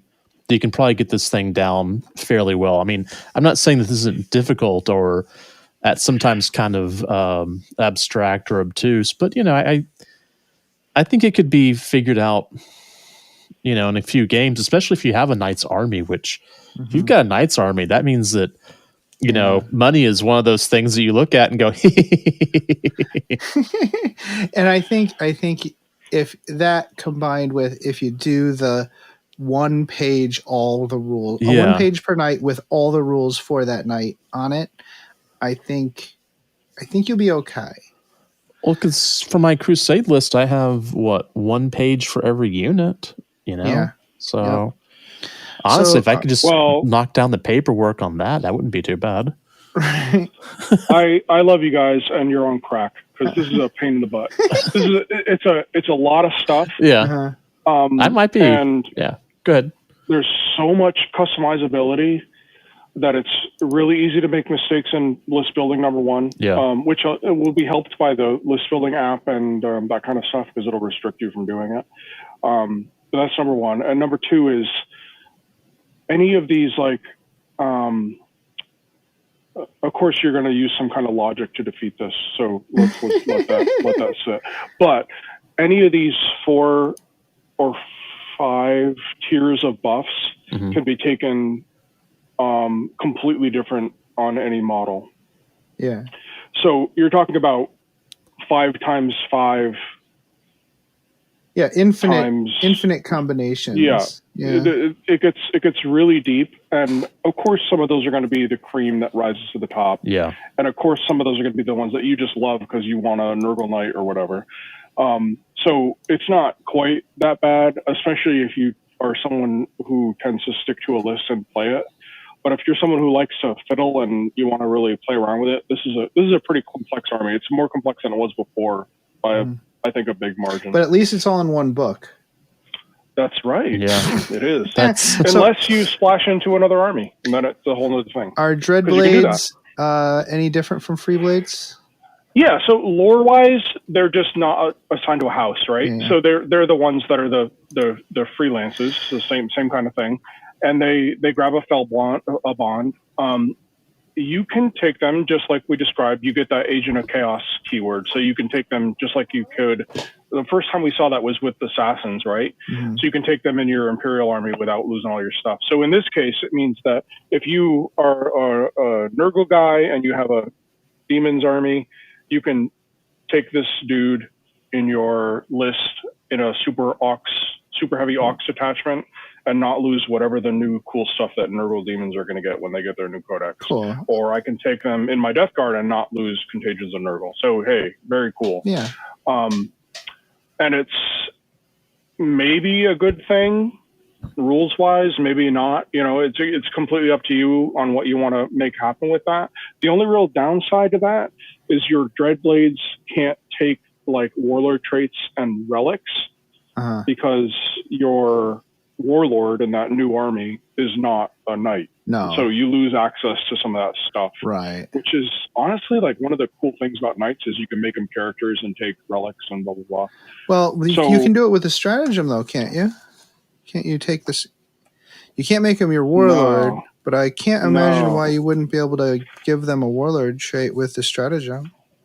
Yeah, so if you look at the wording on, let's pick relics in this case. So in relics, at the top of the page there, I don't pay attention to that. Yeah, so there you go. So you have to have a Warlord in that faction in order to give them any kind of stuff. Oh. From those lists. Okay. Which it's limiting. There's still going to be cases where, if your army is led by an Imperial Knights Warlord, you can add these relics. Right. Okay.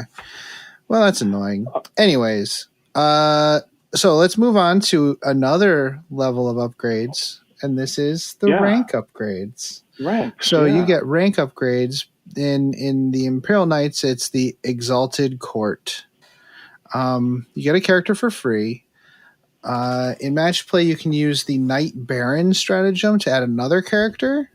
A 2 if it's Strike Force, or 3 if it's Onslaught. And when you do this, you get a Warlord trait for free.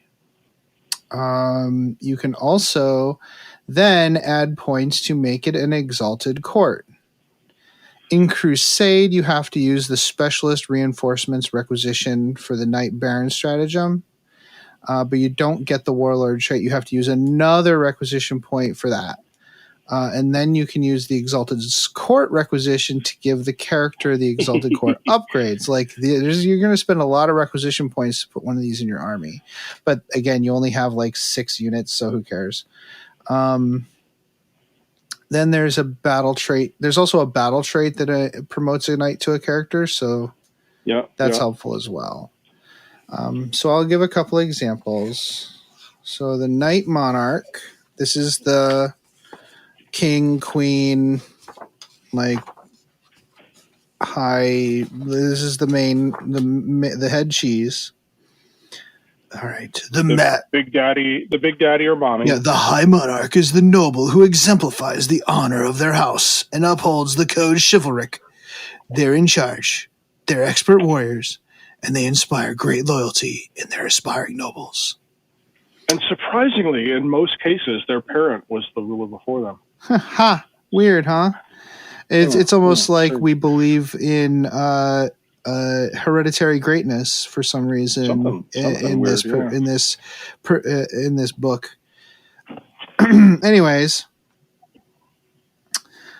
each time your army gains an honor point, roll a d6. On a 5+, you gain an additional honor point.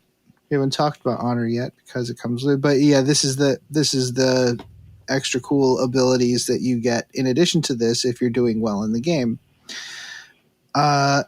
They're noble. Every one of these has a noble exemplar ability, which affects their bondsmen. So every armiger within 6 inches.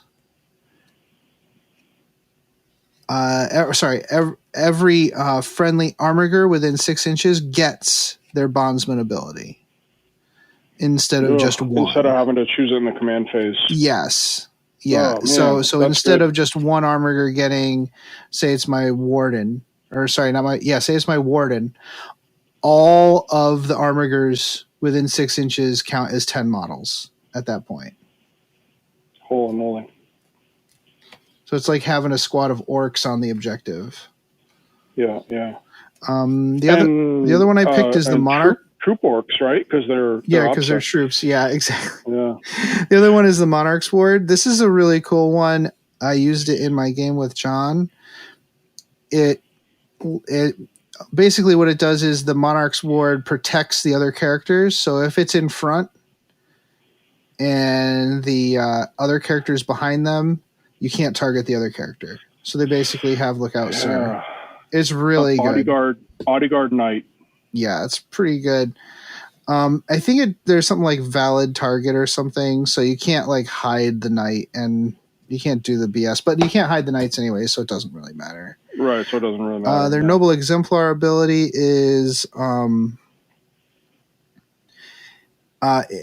armigers with a bondsman ability, with its bondsman ability, can fight first.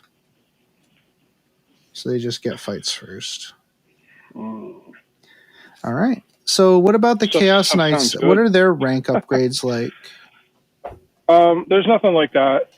You do have the same kind of stuff, though. You have one in a super heavy detachment, one gets character. If you're running a combat patrol, so if you're running small games, you get one even in an aux, so that's kind of nice. They let you have a character in even a small game. Yeah. And then Tyrannical Court gives you the ability to grant warlord traits and character to other stuff. And then most of the time, I expect if you have a super heavy detachment with 3 Titanic Knights, you're going to see 3 relics. You're going to see 2 or 3 warlord traits. I mean, it just makes sense. They're very good upgrades. And I don't think it's cheesy. I think these big, huge models on the battlefield, like they are characters. So why it's fine that 3 of them get to be a character. I don't mind that at all. No, me neither. No, it's perfectly fine. Yeah. And honestly, like in terms of if you're looking at it as max efficiency, it's probably not even the most max efficient way to do it, because it's just investing more into your big models that are going to die, and then all of a sudden a quarter of your army's gone. Something interesting is that war dogs, the baby knights, can have character and warlord traits and relics too, which is kind of cool. I mean, I don't generally see myself doing it, but maybe there's some cool cases where I would. And then because why haven't they ranked up yet? Gotten a big knight? Yeah, and maybe it makes more sense for chaos because there's less of a hierarchy. Yeah. But regardless, you can do it, which is kind of neat. And then, just like before, you can very easily spend extra traits and stuff, and then all of a sudden you're starting the game with, between your detachment stuff, you're starting the game with minus 20 CP after giving everything traits and relics. So you got to be careful with that, just like usual, because these armies, I assume knights as well, Imperial knights as well, these are a little bit CP hungry. You definitely have lots of stuff that if you use it on your Titanic model, it's going to cost you 2. And you can burn through your 10 CP in one turn very, very quickly if you wanted to. And I think there was talk during Warhammer Fest that they are looking at having the starting CP. Yeah, they said it explicitly. So in one of the community updates, so the new mission types is going to be half the normal amount of CP that we're expecting, but there's going to be a lot more ways to gain it during play. Okay. Interesting. All right, so let's each do a relic example, which I definitely did not do for some reason in my notes. So you have the feat of doom, which lets you do one more stomp attack. Oh, sure. I mean, or something fun like that, right? Yeah. I don't want to pick a boring one. Like, let's do. Oh no, I love this one. The Bastard's Helm. Ooh, nice. This helm mechanicum was said to have been crafted for the beloved illegitimate son of a fabled noble lord. Though technically lowborn, the son was raised as any other highborn knight and proved to be a skilled warrior and a natural leader, almost as if heredity has nothing to do with your proficiency in anything. Becoming an inspirational hero amongst the squires of the household and a lord in all but a name. Generations later, the essence of that first lowborn hero still commands loyalty and inspiration for squires. So it's an Armiger class model only. Each time the bearer makes an attack, add 1 to the wound roll.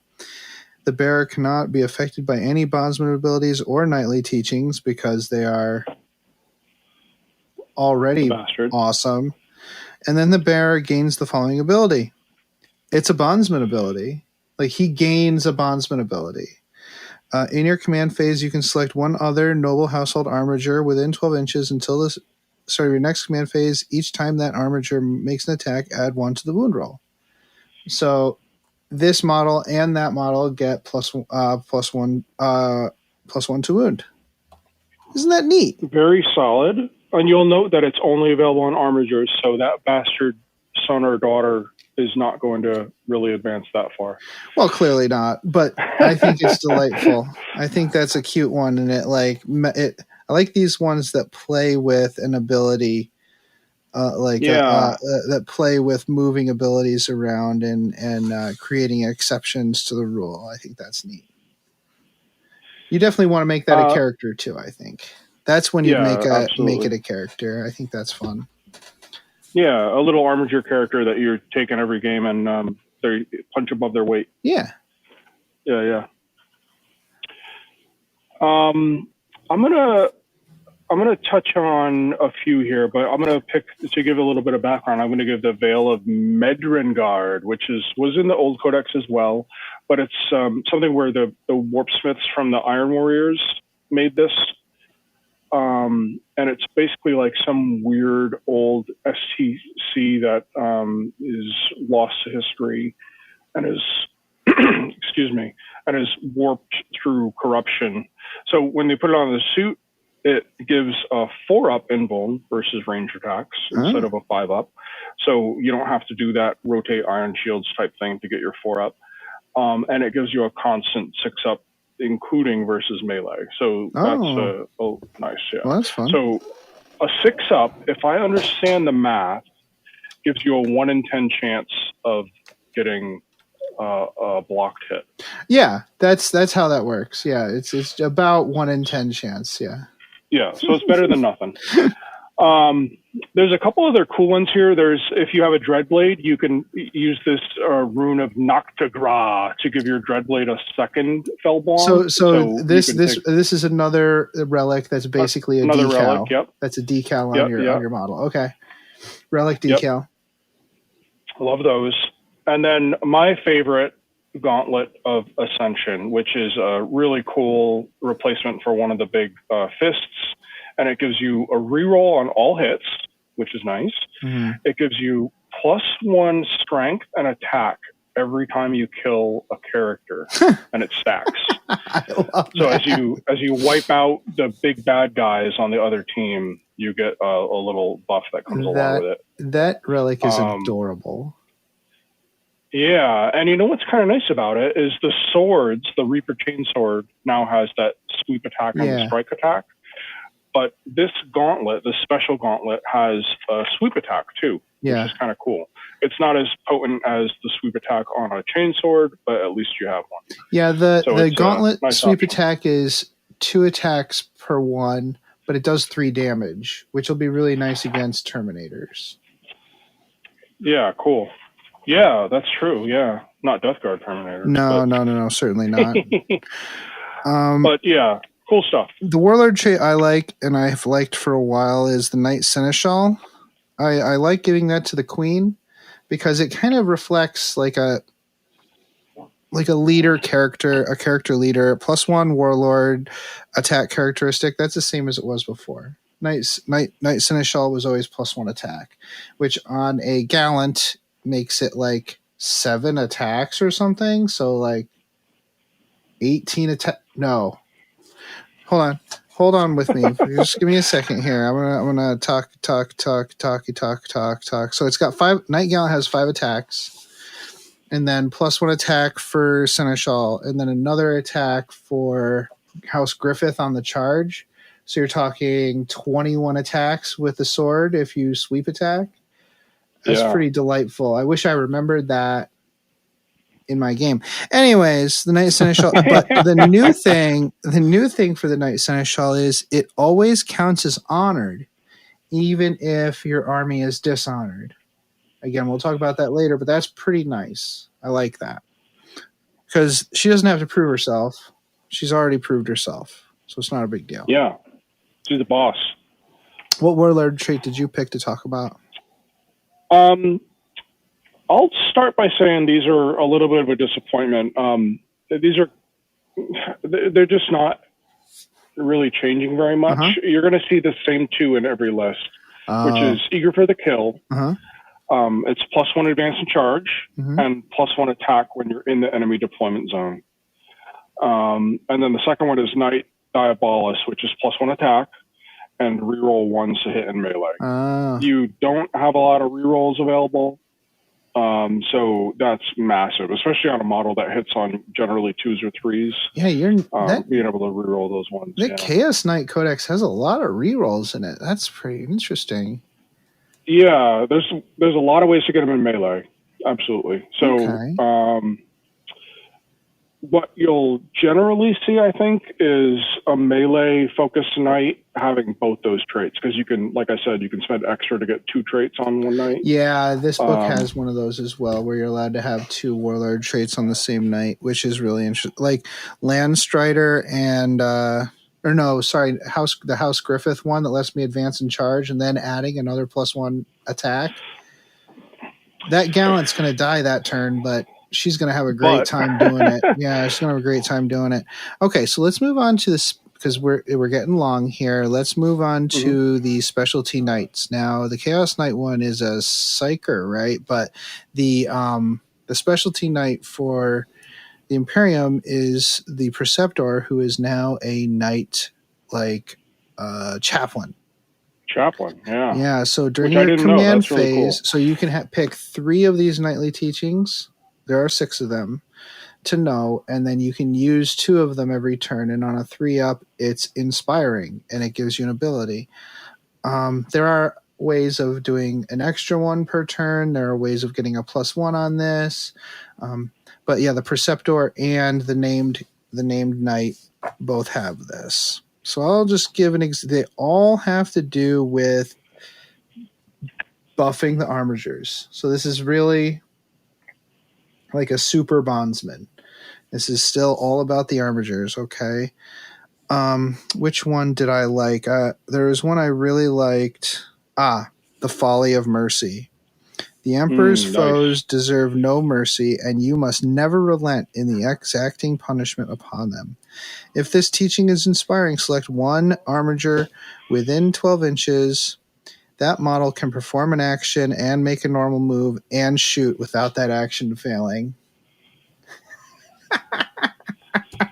Oh boy. Yeah, so the knight can actually perform an action and still shoot. That is so cool.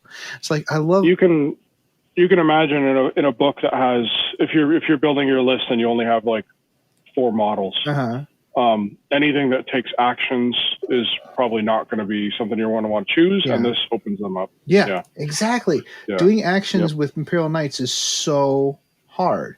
If you have the ability to do that action still and shoot, that's icing. What were you thinking about for the Chaos Knights one, buddy? Yeah, so there is basically 2. No, there's even more than that. So there's a bunch of new data sheets here that didn't exist before. So you have the new Knight Abominate. That's the new Psyker Knight. It's the standard Knight profile, but it has like a bunch of different new weapons. It has a big Volkite cannon. It has Electro Scourge whip thing, which is actually I'll be right back. I gotta go change the name on my Screamo band. Screamo. I've never heard that term before. It compares pretty okay to like the sweep profile on the Reaper Chainsword. Although you don't have kind of the option of doing those like big flat 6 damage hits that you get. But it's a Psyker, so that's cool. You can add a Psyker into your list. There's a completely new psychic power tree. I'll run through them real quick. They're not really that complex. There's a 5-up Feel No Pain, only applies to yourself. And if you roll high enough, it goes to the armigers around you. Oh. But they only get a 6-up. Yeah, and when you start taking models that are 12 to 28 wounds, a Feel No Pain starts going further and further. There's a leadership penalty power. It forces a dread test, which we'll go into as another stacking layer of buffs that you're going to have. Okay, so that's fun. No, playing off what you just said, there is a nightly teaching that does that too. That gives an armiger a Feel No Pain, which is a 6-up, but 5-up if you also have a bondsman ability on it. Oh, good. So anyways. I think Knights, as you would expect, Imperial Knights work together better than Chaos Knights do. Yeah. Maybe the individual stuff is a little bit better on the Chaos Knights, but you can work together as a team better on. I think that's a good observation, Bob. I think that's a good observation to make. Anyways, I interrupted you. I'm widely regarded as a genius. Another power is +1 wound against a target, which is cool. So you can single out a target and get +1 to wound is awesome. Yeah. And if you get 6s to wound, you can cause extra mortal wounds. So that's really cool, especially with all these like sweep attacks that are doing, just like you described, you can have a knight doing 21 attacks pretty easily. There's force a dread tests and take mortal wounds if you fail. There's extra smite type power that's maybe not as good as smite, but it has another effect, and you can do it twice instead of And then there's a cool one that's I don't know if it's good, but it's cool. It's the target can't overwatch or set to defend, and then you keep a tally of how many models you kill when you charge them, and then that tally adds up, and you make a roll at the end of the phase, and at the end of the phase, they do extra mortal wounds if you kill a bunch of them. Oh, so you can okay. help it. You finish pop their off the unit. brains. Yeah, you got it. Shower everybody nearby with gore. I love it. The new powers lean a bit into the dread abilities, which kind of pairs up nicely there. But you have some cool ways to kind of like, you know, get a feel no pain on a big knight, which is great. You have neat ways to do all kinds of abilities that add up and really give you some bumps to survivability on that knight, which is cool. They also have, the Abominants have this new cool thing, which you saw in the previews for the models, those little freaky little cool side vulture things hanging out. Yeah, I want a vulture, by the way. I was very upset that I didn't clip that off the sprue before I sent it to you. I will happily send you a vulture. So they give it the keyword. Terror Shades is the name, with a P at the beginning. Terror Shades is the keyword that gives them, which opens up a stratagem, which is kind of cool. The little demon birds fly out and they force a dread test, probably at reduced leadership. And then they take mortal wounds for how bad they fail. Oh, so fun. That's kind of cool. They get so scared that they call each other's eyes out. Nice. You got it. And then there's also a relic that's kind of neat that only applies to this model. And it's a straight up 4-up feel no pain versus mortal wounds. Oh, that's great. Yeah. So suck it, Thousand Suns. Oh. Yeah. Wow. Oh. And yeah, I mean, I like it. So the model itself is awesome. The kit is just, it looks amazing. It's got a tail, which is sweet. It's hard to say if it's like a better fit in your list than something with better melee and better shooting. And you are relying on a single model that's not casting a heck of a lot, and you're probably not going to have like 3 Abominants taking the whole list of powers. You're probably just going to have one. So, hey, you fail that roll, and there you go. There's your psychic phase gone. But, hey, it's really cool, and I like it a lot. I think you'll see a lot of people grabbing this kit, even if they're not planning on taking an Abominant, because you can make some of these awesome new bits and use them on your other knights, and it'll just look incredible. Yeah, and you can magnetize. Always magnetize. You always can. That's true. There's also a couple new War Dog builds. I'm not going to really go into them, but there is the cool one called the Carnivore, which is the new melee little baby knight. Oh yeah. And it is pretty brutal. You can get a lot of attacks with it, especially if you go Iconoclast, and it hits like if a knight hits like a ton of bricks, it hits like 1,000 pounds of bricks. All right. And yeah, it's pretty good. Good. So we're almost done, guys. We're almost there. We're almost to the Crusade section. But again, understanding this helps us understand the Crusade section. So time for a big one, though. Oh yeah. So here we go. This is the knight. This is what the ability you get for having a knights only army. For the Imperial Knights, it's the Code Chivalric. So you start the game with 1 honor point, and you gain them throughout the game for various activities that you perform. So you start at 1, so you start honored. If you get down to 0, you're dishonored. If you get 5 or 6, you're virtuous. You can't ever get less than 0 or more than 6. At the start of the game, you swear 2 oaths from the list. There are 4 oaths in the list. If you successfully perform the pledge during your turn, actually, you gain 1 an hour. If you manage to perform the troth during your battle round, you lose 1 an hour. It is possible for you to both gain and lose simultaneously. It happened to me, actually. An hour? Okay. Oh. Sorry. Honor. Aaron. Okay. Honor, sorry. Aaron. Yeah. Sit down, Aaron. Aaron.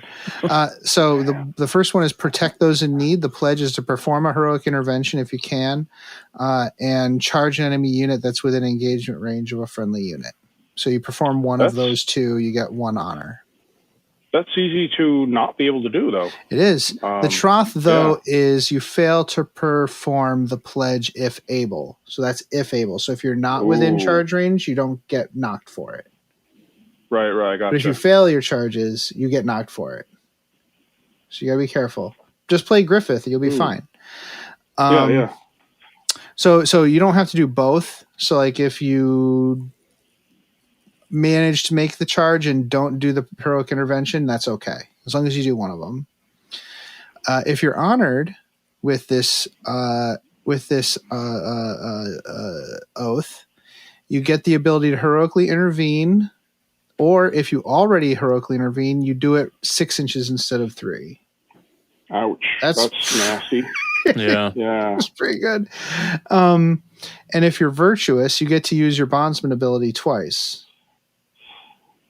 So this is 0, 1 honor, 2 honor, 3 honor kind of thing? Yeah. Virtuous is 5 to 6. Ooh, wow. Okay, so that really has to stack up over the game. It does, but you get 2 of these. So you can get 2 per turn.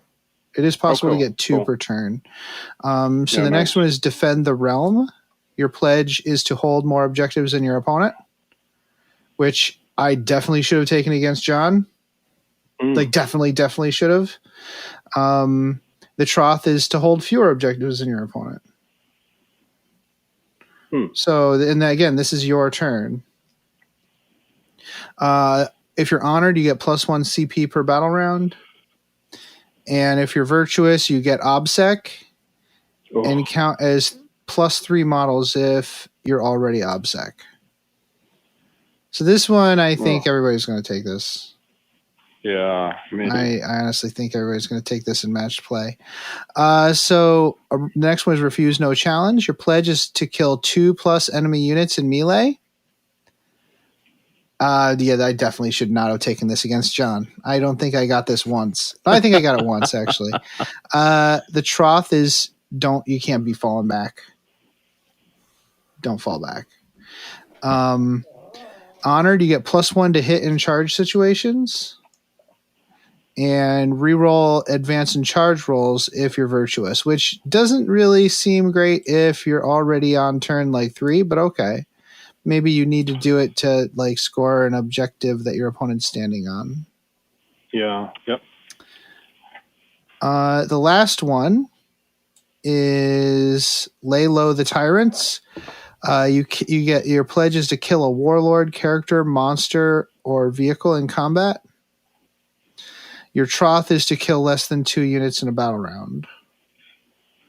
So you really only want to take this if your opponent's playing like MSU. Honored, you reroll 1 hit or 1 wound for each of your knights per turn or per phase. And virtuous is once per battle round, you set a dice on a 6, which is arguably pretty great. I will actually read you what kinds of rolls you get to set a 6 on and the situation where you get it, because it's actually better than most of these are. I think it's better than the Zinch one, actually. Wow. Martial Legacy, once per battle round, when you make an advance roll, hit roll, wound roll, or saving throw for 1 Imperial Knights model from your army, you can change that result to a 6. After the fact. After the fact. Yeah, after the fact. Cool. That's really good. The only thing I don't see here is charge roll, because that might be a little powerful. So those are... You only get that if you're Eldar. Yeah, right. That is the code chivalric. I find... Here's my spice here. This is me being spicy. Instead of this, they should have just made some of these knights cheaper instead of doing this. This is a lot. Keeping track of this is way too much. Yeah. Jason, can you imagine keeping track of this all game long? 2 of these things? I don't know. I think I'm going to go back to how many models are there? Yeah, that's also true. I mean, it really does come back to that. It's and also anyone who's got a knight army is going to literally have that sort of narrative created for their army. So I think this is actually, while it's long-winded and there's a lot of rules and, I keep fading out or surfing Etsy. I think Jason, I'm impressed that you're still awake. I'm impressed with our listeners who are still awake. Thank you, listeners. I think though that this, I think I've said this about a lot of the recent codexes, is that the codex is written for what someone would do narratively. You have 3 or 4 engines or 5, whatever, and I'm not sure what the rules are. You have more of a chance to really work on your story, I guess. You've got an amazing story with your house, your night house. So I don't think that this would be that rough for you, to be perfectly honest. The first game, yeah, it would be, but second and third, nah, I think you'd be okay. Okay. And it's cool. A lot of the Crusade stuff does hinge on these oaths. Yep. It ties directly into the oaths. So it's something you definitely, and it is good that each knight doesn't have to swear a specific oath. That would be. I was thinking that as soon as you started reading it, I was like, oh my God, is this by model? Yeah, no, it's the whole army makes these oaths. Yeah. Thank goodness. See, that makes it a lot easier. That's like chapter tactics almost. Yeah. If everybody does, or everyone has it, then that's fine. All right, Bob, what's the army ability, like knight only army ability for Chaos Knights? It's a little simpler. There's still some bookkeeping involved. There's still there's a path that you go down called Harbingers of Dread. So it's a stacking ability as you progress through the rounds. It's the same ability every time on round 1, and then you get to choose a branching kind of path to go down as to what you want to affect. So the dread range is key. I mentioned dread range a little bit before, but it's 12 inches from one of your models, and that includes baby knights or big knights. It's not affected by some of the usual kind of range increasing abilities, but there are some special new stuff that you can do to increase it. So if you really want to lean into this, you can focus on it. Dread, though, is a test that the enemy model takes on 2d6 versus leadership, so it's a lot like a morale check. And if the roll exceeds the number, then the test is failed. So far, so boring. It's like a leadership test. But it's not a leadership test. So if you have stuff that affects leadership, it doesn't really affect this.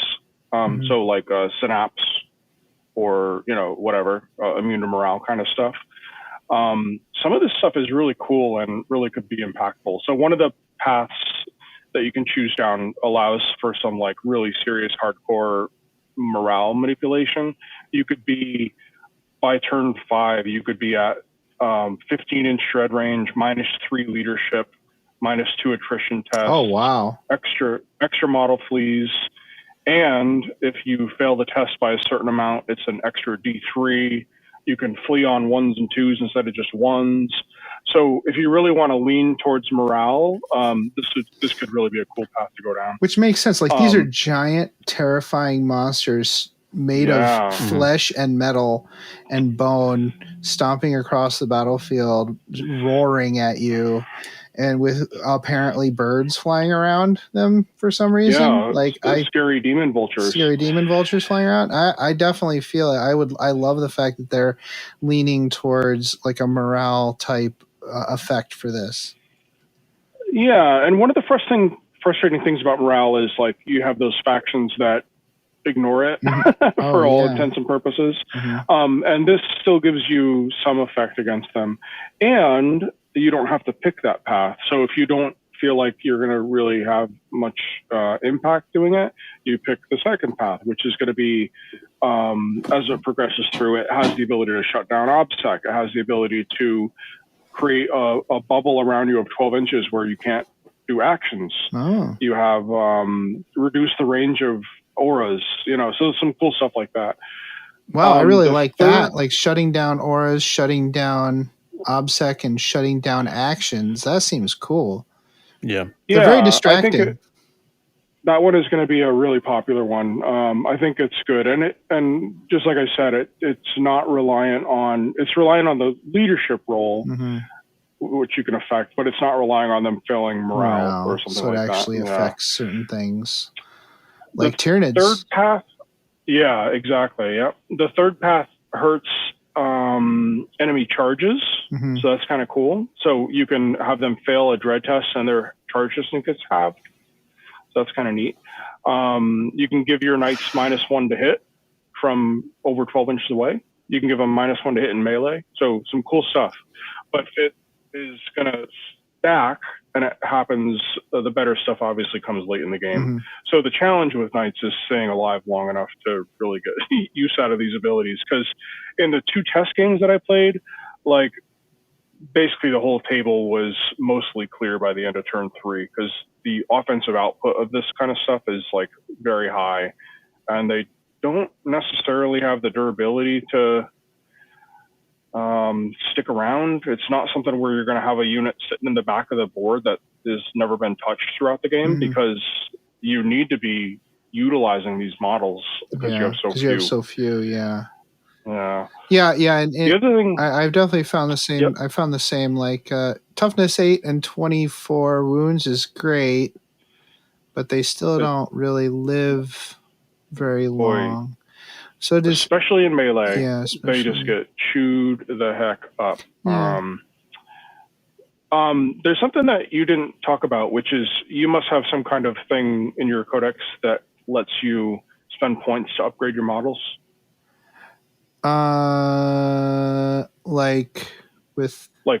For 15 points you get this cool thing that makes your gun better, or like those kind of things, like all the codexes have these days. No, okay. Well, Chaos Knights have this, so this is a big one, and I think actually this is better than the Harbingers stuff.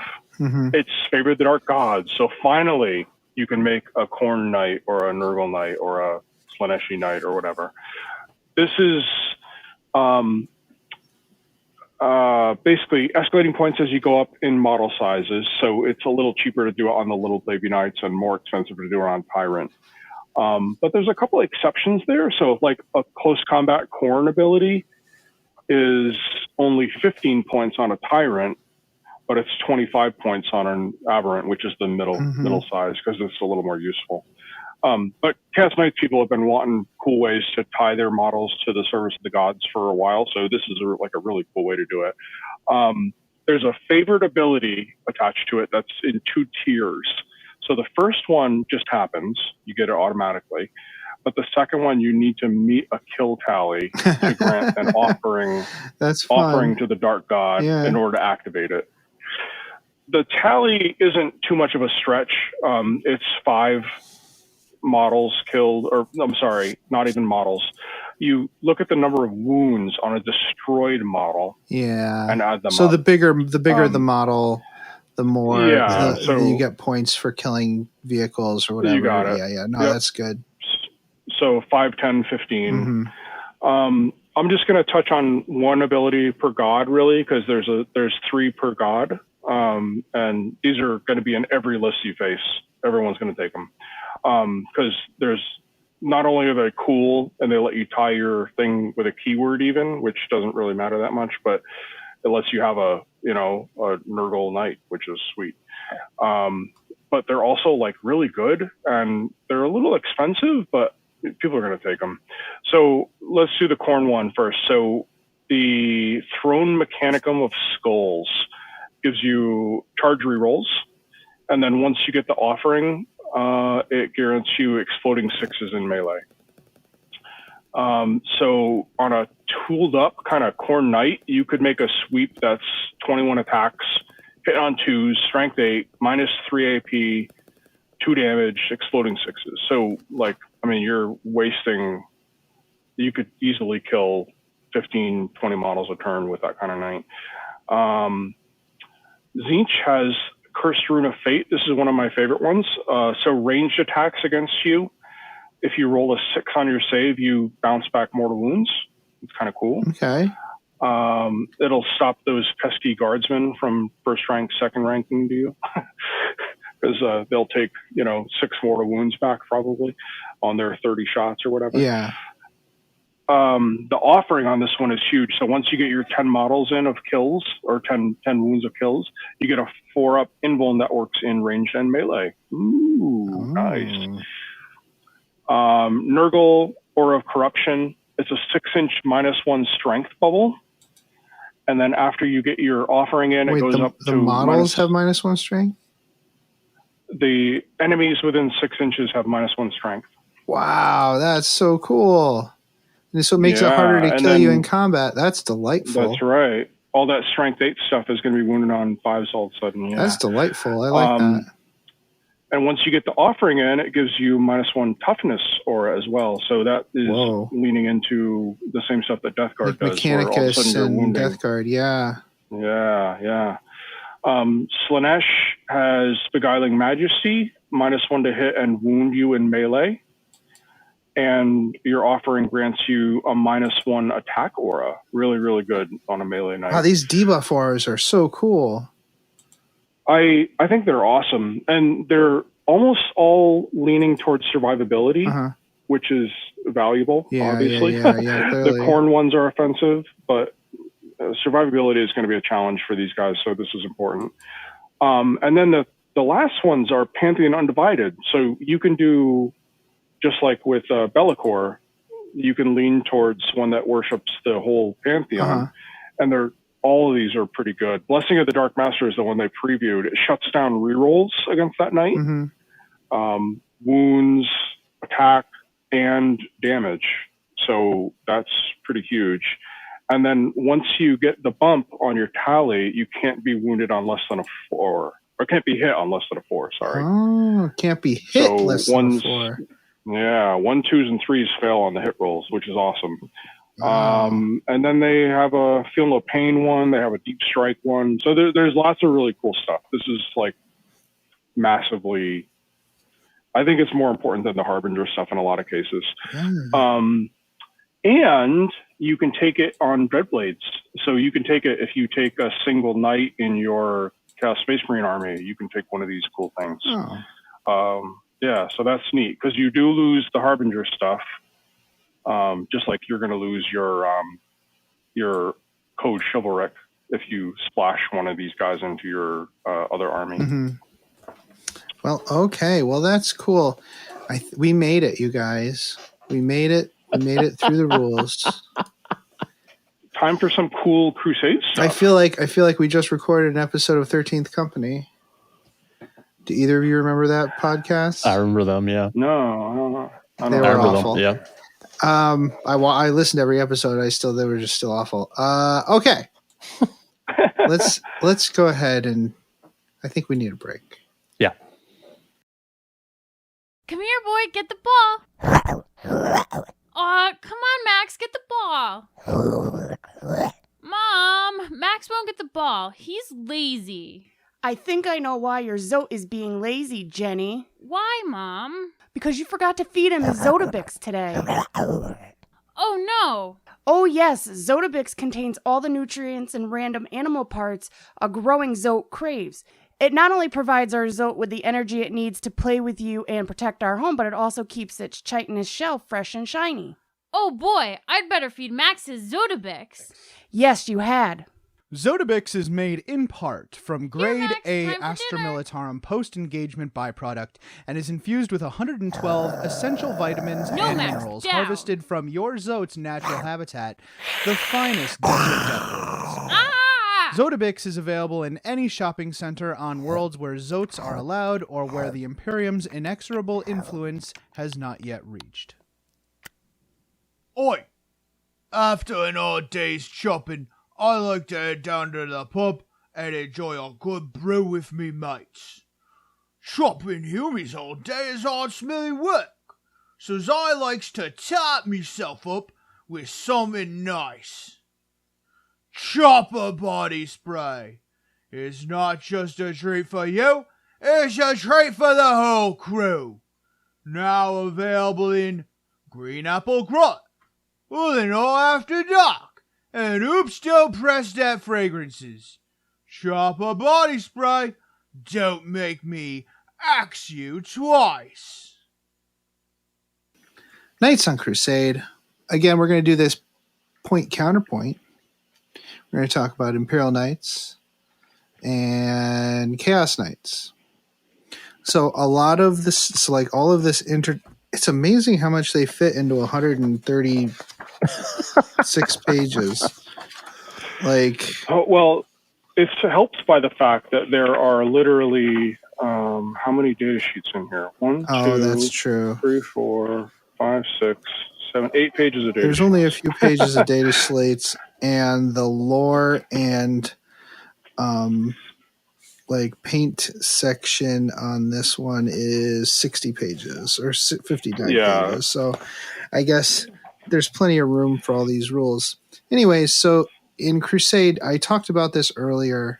In Crusade, upgrading characters is very expensive from a requisition points perspective. But you don't have a lot of units to spend requisition points on anyways, so you might as well just be lumping all of it into each individual character.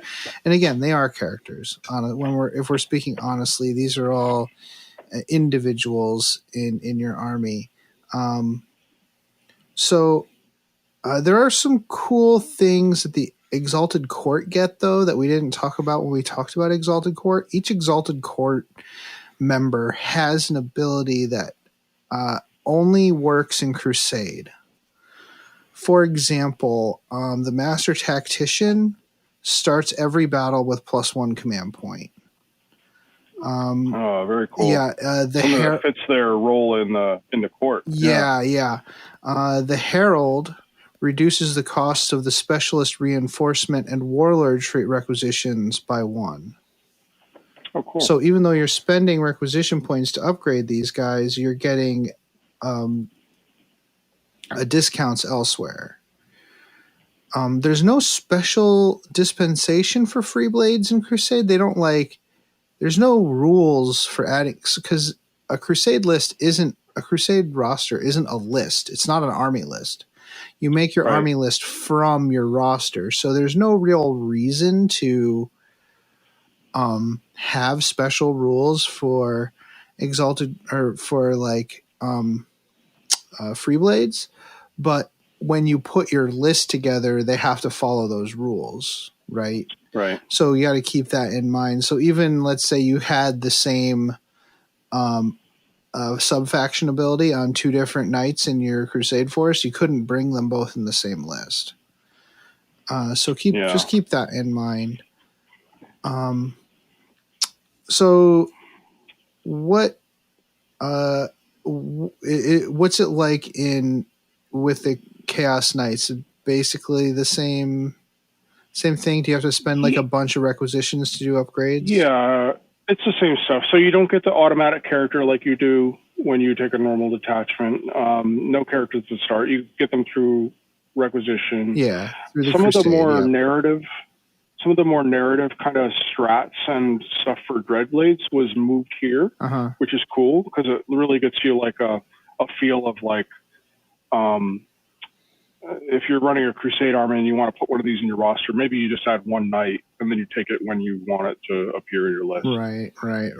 And you can do some cool stuff to make that knight super cool. Kind of like in Orcs, they moved the super shock attack gun into the Crusade section. Yeah, you got it.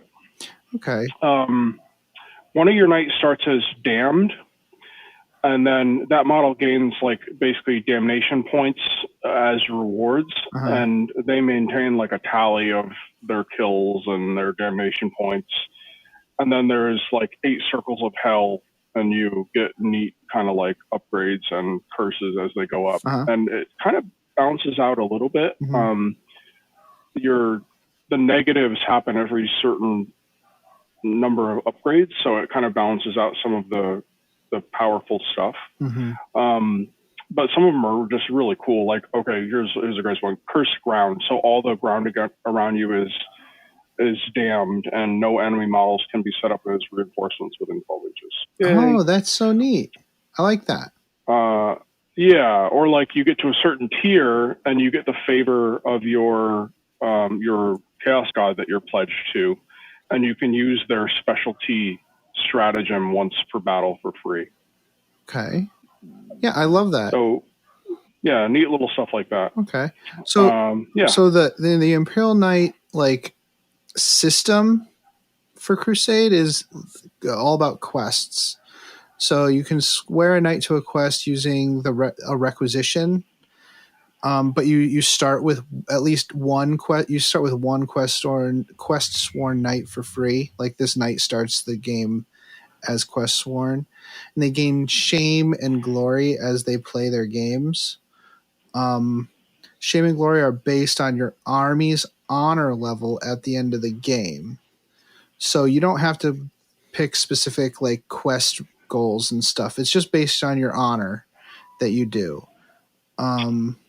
So you'll track your by gaining, you get that through the code chivalric. The code, so you just track it. Yeah, as part of that. You base it on that. So it's easier for lower ranked knights to gain glory and easier for higher ranked knights to lose glory because that makes sense. Of people's expectations of you. Yeah. So I should probably give you kind of an example of like what the points look like for doing it, because then it'll make a little bit more sense. And I need to open it to that page anyways to talk about. So, like a low ranked battle ready knight, if they're dishonored, they gain 1 shame point. If the army is dishonored, any of the knights who are sworn to a quest will get a shame point. If they're honored, they get 1 glory point. And if they're virtuous, they get 2 glory points at the end of the game. Now, for the heroic or legendary ranked models, if their army is dishonored at the end of the game, they get 2 shame points. They get nothing for being honored. They are expected to their army is expected to be honored by the end of the game. And if the army is virtuous, they get +1 glory point. So it's a lot harder for high-ranking units to gain this honor. If you have 3 dishonor, the quest fails, and you have to take a burden, which there's a table that we're going to roll on in a moment. If they get 3, and then they erase all of their glory and all of their shame when they do that. If they gain 3 glory points, they get to get a quality. Now they don't erase their shame. No matter how much glory you get, the shame of your bad actions remains. So you can keep on going on these quests, but your shame is going to slowly increase to the point where you're going to have a burden. Right. Okay. Burdens are -1 crusade point. Qualities are +1. And it looks like Armigers, 1 for Armigers, 2 for Big Knights. Okay. So why don't I do a quality? Do you want me to do a quality of the sword, quality of the shield, or quality of the lance? Shield. Shield. I assume defensive abilities, I guess. 3. Resolute and defiant. This knight is adept at angling their armor plating to deflect enemy blows. But at what point does a defensive stance become mistaken for cowardice? Each time an attack with a strength characteristic of 8 or less is allocated to this model, subtract 1 from the damage characteristic of that attack to a minimum of 1. This is not cumulative with any other rule that reduces damage. Honor Extremis once per battle. When a saving throw is made for this model, you can use this ability. When you do so, damage characteristic of that attack is changed to 0. So all of these seem to have a latent ability, and then an Honor Extremis that's a once per battle ability. Right, cool. Okay. Do you guys want to hear a offensive ability? Oh, yeah. Okay, here we go. Quality of the sword 1. Close quarters fighter. This pilot is a lethal close range combatant, doing whatever is necessary to destroy their foe, no matter the reputation for recklessness and lack of restraint they might earn.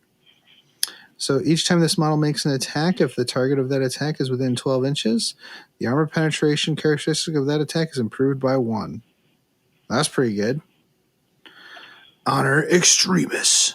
Once per battle, when this model is selected to shoot or fight, it can use this ability. If it does, until the end of the phase, each time an attack is made by this model is allocated to an enemy model within 12 inches. The enemy model cannot use any rules to ignore the wounds it loses. So it gets rid of feel no pain. Right. Good stuff. Yeah. I mean, no question. Shall I do a burden? Oh, yeah. So this is a little negative thing that you have to live with. Yeah, I you know what? I forgot to look at. There's certainly must be a requisition for removing burdens, but I don't. Yeah, probably. There really there Has must to be. There must be. There's always something like that. I'll look it up. While you're doing yours, I'll look it up. All right. There's burdens of the mind, the body, and the soul. So,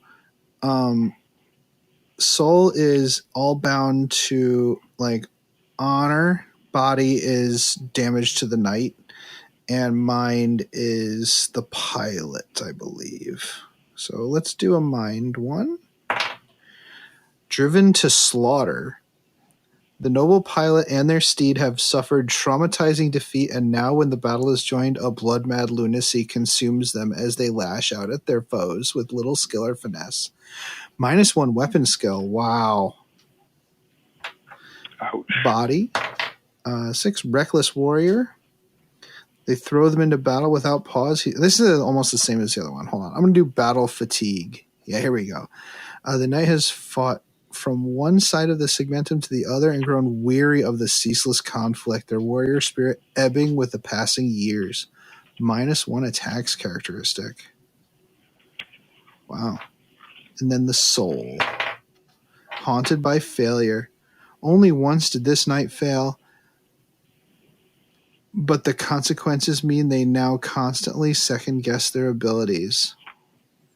Generate 2 battle scars from the Knight Pilot Battle Scars table on page 112 that this model does not have, and select one of them. The model gains that battle scar. It can never be removed from this model, and it does not count towards the maximum number of battle scars it can have. Jeez, beasties. That's brutal. Okay. Well, I think that's a fun mechanic. I'm pretty sure I was a little concerned about it after I played my game with John, but I literally chose the worst oaths to take against John. I feel like I need to play more games with this, but I think it should be a little bit easier to get honor than it was for me in that game because I'm stupid. Yeah, I hear you, and it's reliant on performance, unlike the chaos ones. It's just a tree that is static, right? So regardless of how well you perform in the game, it's going to be turn 1, 2, through 5. You know. Okay.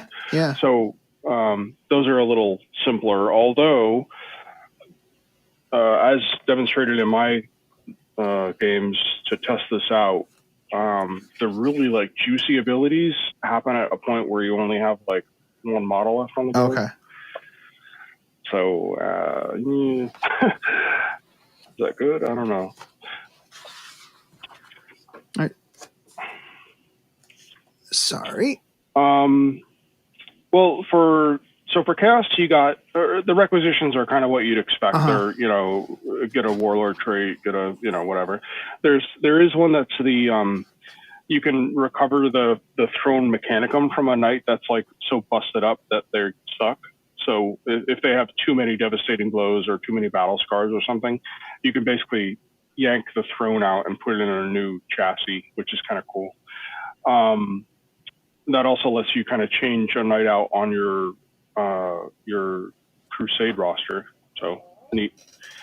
And yeah, there's Dark Favor to give those those Favorite of the Gods abilities and that sort of stuff. But the way that the Imperial one really leans into those knightly orders and all that kind of stuff really doesn't exist here. It's much more individual, which makes sense. There's lots of cool ones, but the scars are, for example, you can have like your autoloader is damaged beyond the ability of any of your people to repair it. So you lose ability to shoot any of your no line of sight stuff, and all your range goes down and everything. Okay. Something like that. Or there's another one that's like the warp entity that's part of your plasma core is siphoning off energy to feed some alternate power that is not where you want it going. So you have a little buddy in your plasma gun shunting power to the dark gods. Yeah, you got it. That's fantastic. I love that. So you count as having less wounds than you normally do on your tally. Okay. So that's not cool. All of a sudden you start the game at your second tier instead of your top.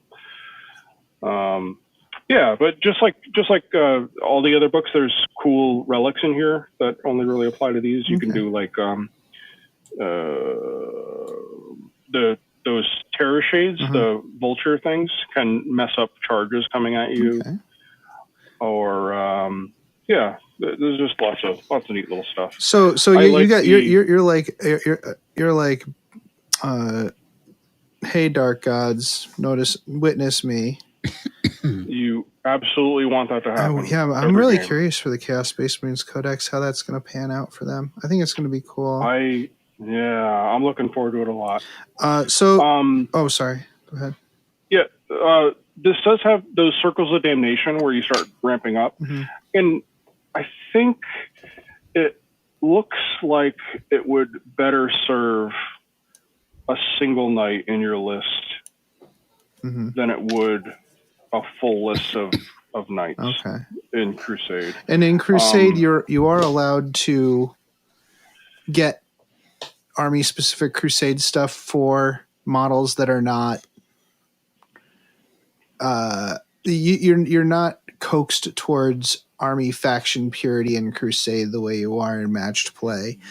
In this, it actually says if you don't, so you know how you get the honor and you do the oaths in the Code Chivalric, and it's only for knight armies. Well, in this, if you just have one knight in your army as part of your Crusade force, you still keep track of that honor. You just don't get the special abilities for it. That's all. Right.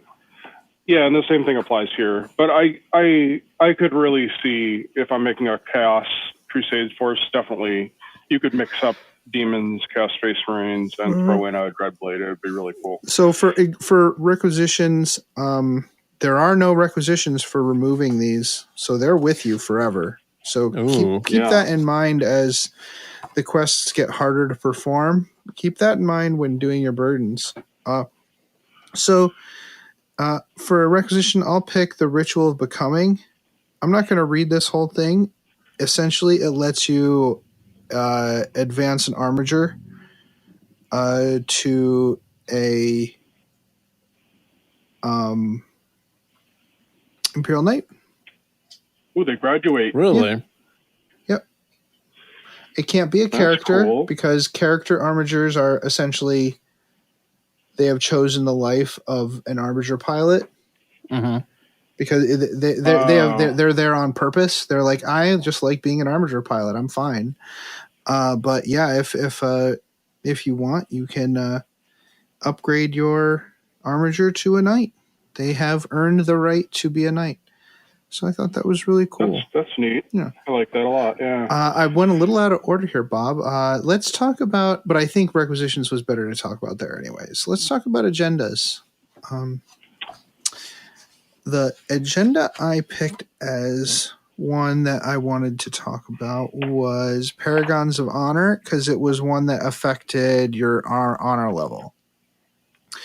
Oh, right. If your army is virtuous, So in this game, each Imperial Knight gains 1 experience point, and you can select 1 to lose 1 shame point. That is huge. Getting rid of that shame is, Right. I think, going to be a huge deal for Crusade play. If you're dishonored, Yeah. though, no Imperial Knights can be marked for greatness in this battle. Because normally extra. Bob marked for greatness is +3 experience. +3, yeah. Yeah. Yeah. Which one did you pick? That one, whatever the one you picked, looks fun. Yeah. So dark vows are basically this does lean a little towards what you're describing, where you make a vow at the beginning of the fight. So in this case, I chose the vow of dominance. Mm-hmm. So when you're keeping your tally of how much you're honoring your pact, you get an extra 1 on the tally to if you control objectives outside your deployment zone. So it really favors the aggressive sort of pushing into the enemy's zone, and you get even more if it's in your enemy's deployment zone. So cool. I kind of like this one too. I wanted to touch on this one because it's a little bit of a balance thing. I think this may have come up for you or not, but when I played Crusade games against an opponent that I thought maybe needed a little bit of help because their roster wasn't in good shape, or maybe they're a newer player, sometimes you can take agendas to like limit yourself. Yeah. You know? Yeah, because you're going for the agenda instead of winning the game. Instead of trying to get points to win the game. Yeah, that's so really cool fair. ones, that's a great way to look at it. One of the ones here is you have a cool action you can take with your damned model. So that's, in this case, your damned model is going to be the one that you're really striving to get kills on, because you want to get that tally up and go through those circles. But in this case, you could choose one and get extra experience for doing actions with them. So yeah, cool. Nice. All right. So let's move on to Crusade relics. There are some cool ones in here. Some that have that sound familiar. The Oathbreaker guidance system is in here. Lets you target a character with your light weapon. A few other things, but the legendary relic is based on being honored and virtuous, which is cool. Yep.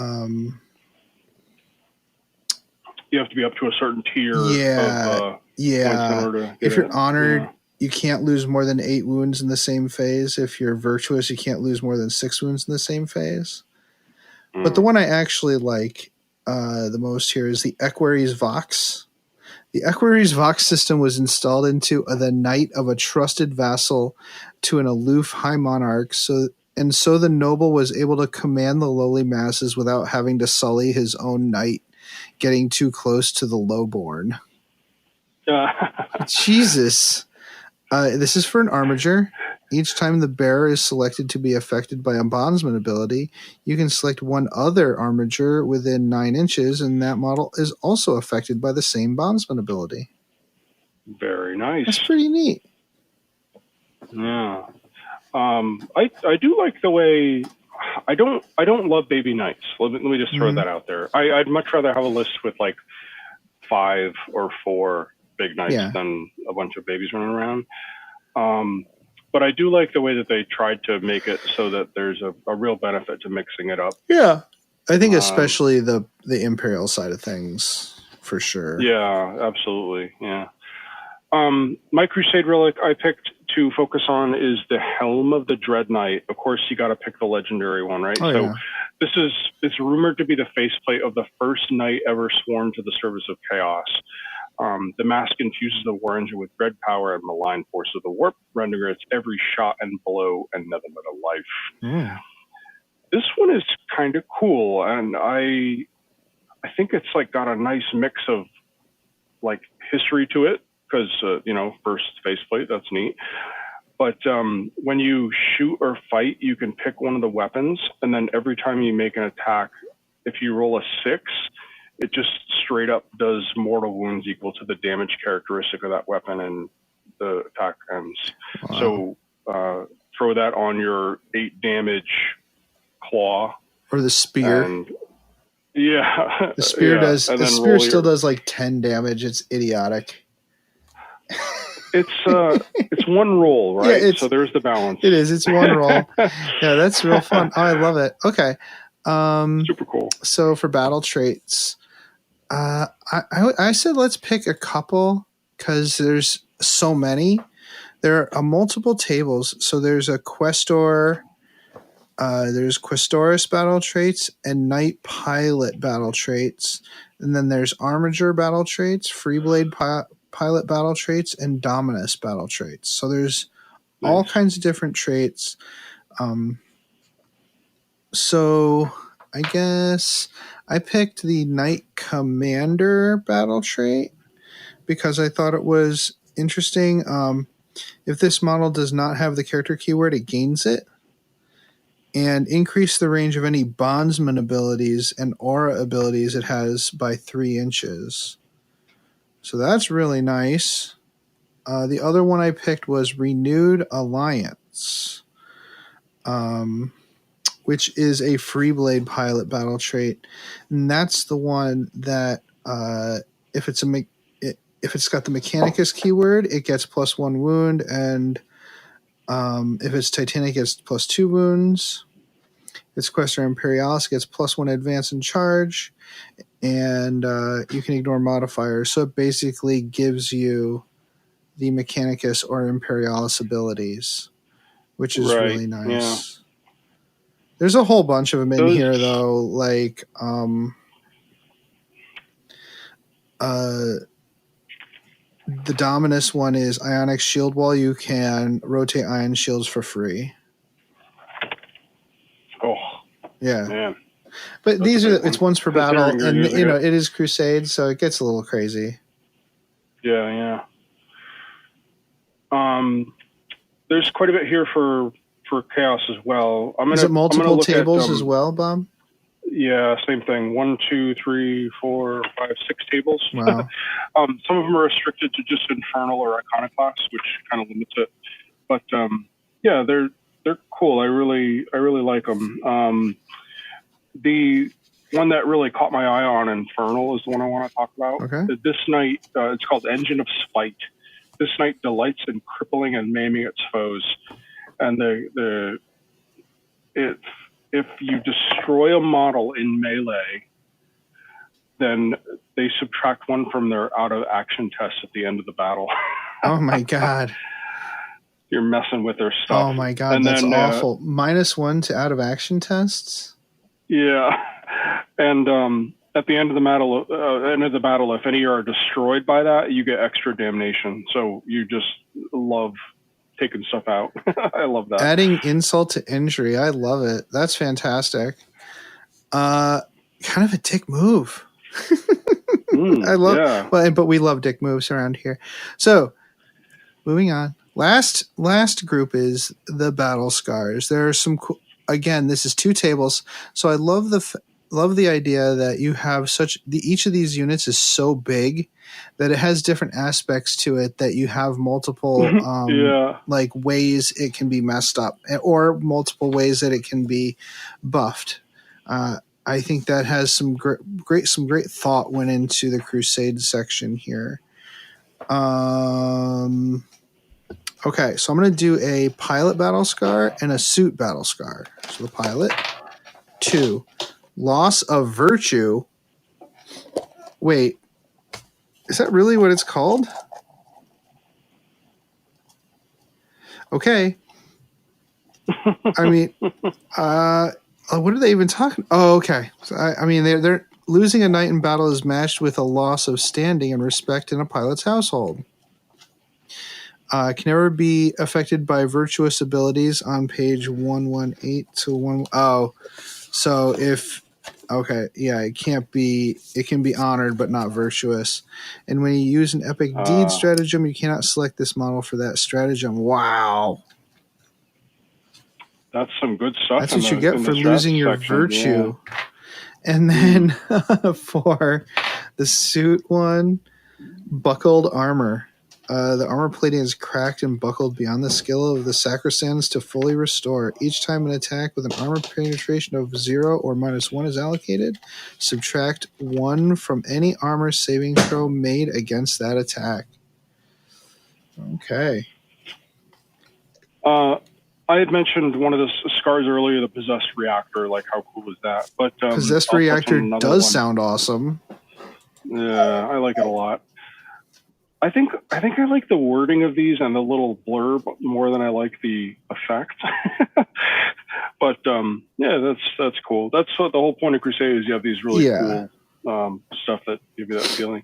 But one of the cool ones for the fallen noble aspect of it, instead of your suit damage, is treacherous. Mm-hmm. So even within your own army, you kind of are treacherous to the expense of your comrades. So when you get your CP at the beginning of the command phase, if you roll a 5 up, you don't get your CP. Oh, because you're not working. You're not working well. You're not. Yeah, not playing well with friends. You do not play well. Okay, well that's fascinating. Sonny is very excited about the end of the book. Sonny, are you very excited? Are you very excited? Who's the excited baby? Oh my goodness, you're making a mess. So, all right, let's take a quick break, come back, and close out the show. Greetings, mofos. Are you out of George Dickel number 8, staring at a broken chess machine? Don't want to spend the rest of the year tied to that couch?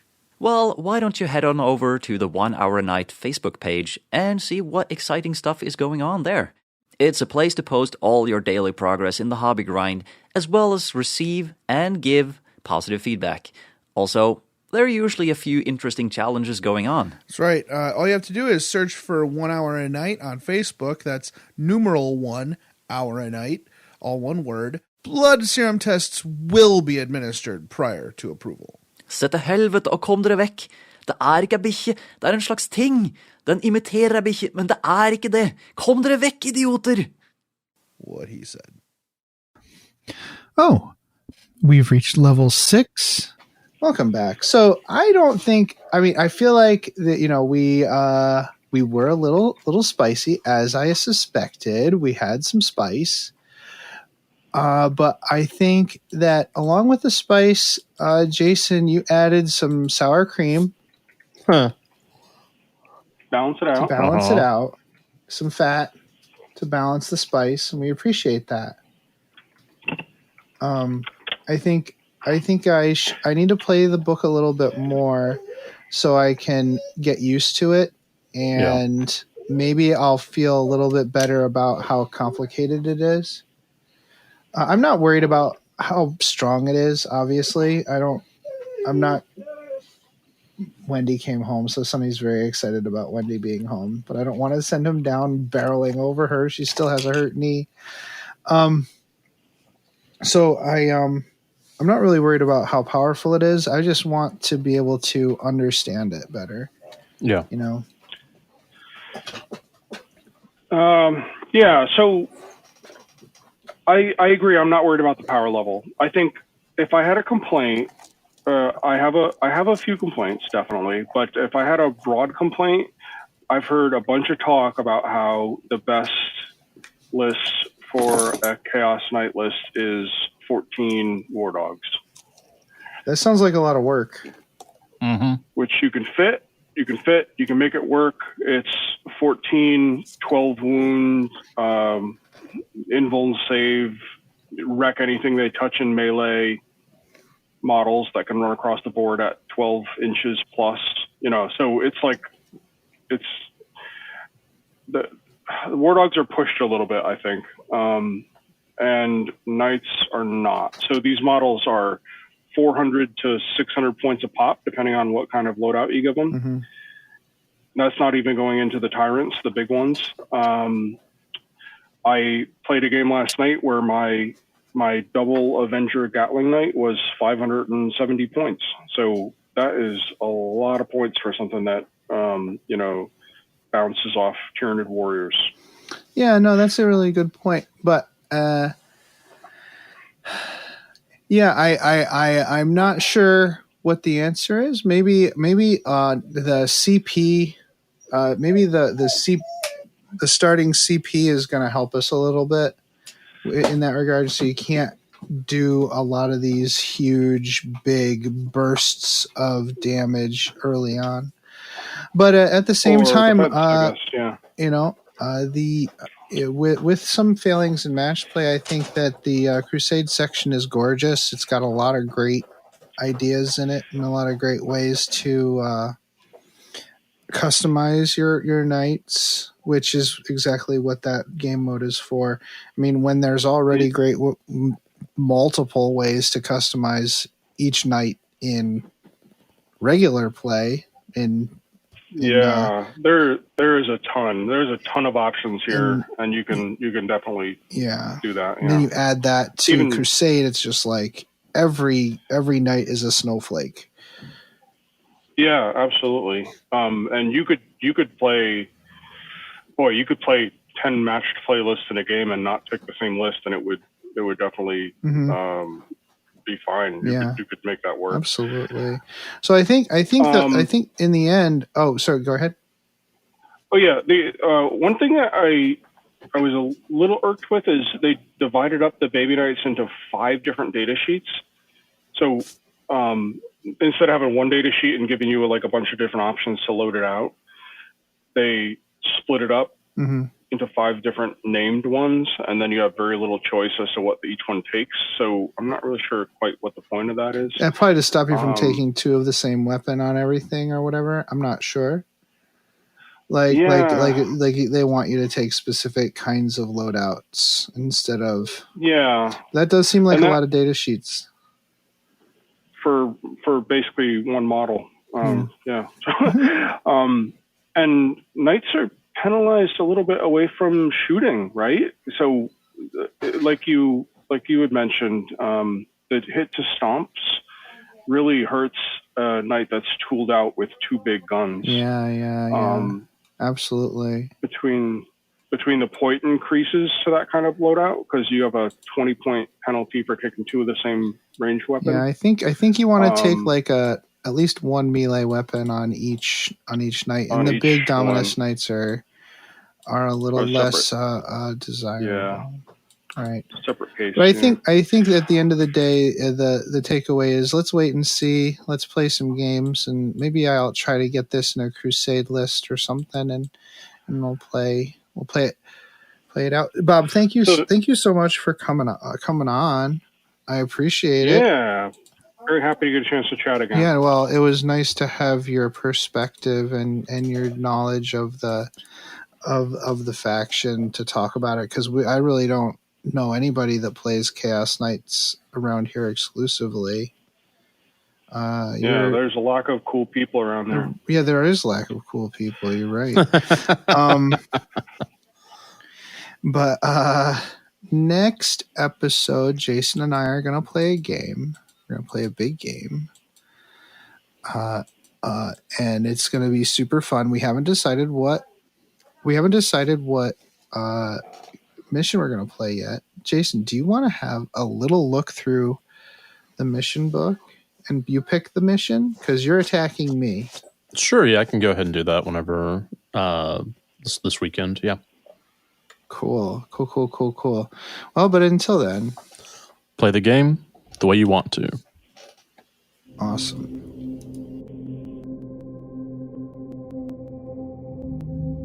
We'd love it if you could give us a positive rating and review on iTunes. If you'd like to keep in contact with us, you can follow us on Facebook or Twitter by searching for Masters of the Forge. And you can follow our hobby progress on Instagram with the hashtag Masters of the Forge. If you'd like to engage with us directly, you can always join our Discord server. To do so, or if you have any questions, topic suggestions, or if you'd like to advertise your creative hobby endeavor, contact us at mastersoftheforge@gmail.com. Please consider supporting us on Patreon at patreon.com/mastersoftheforge. Thanks.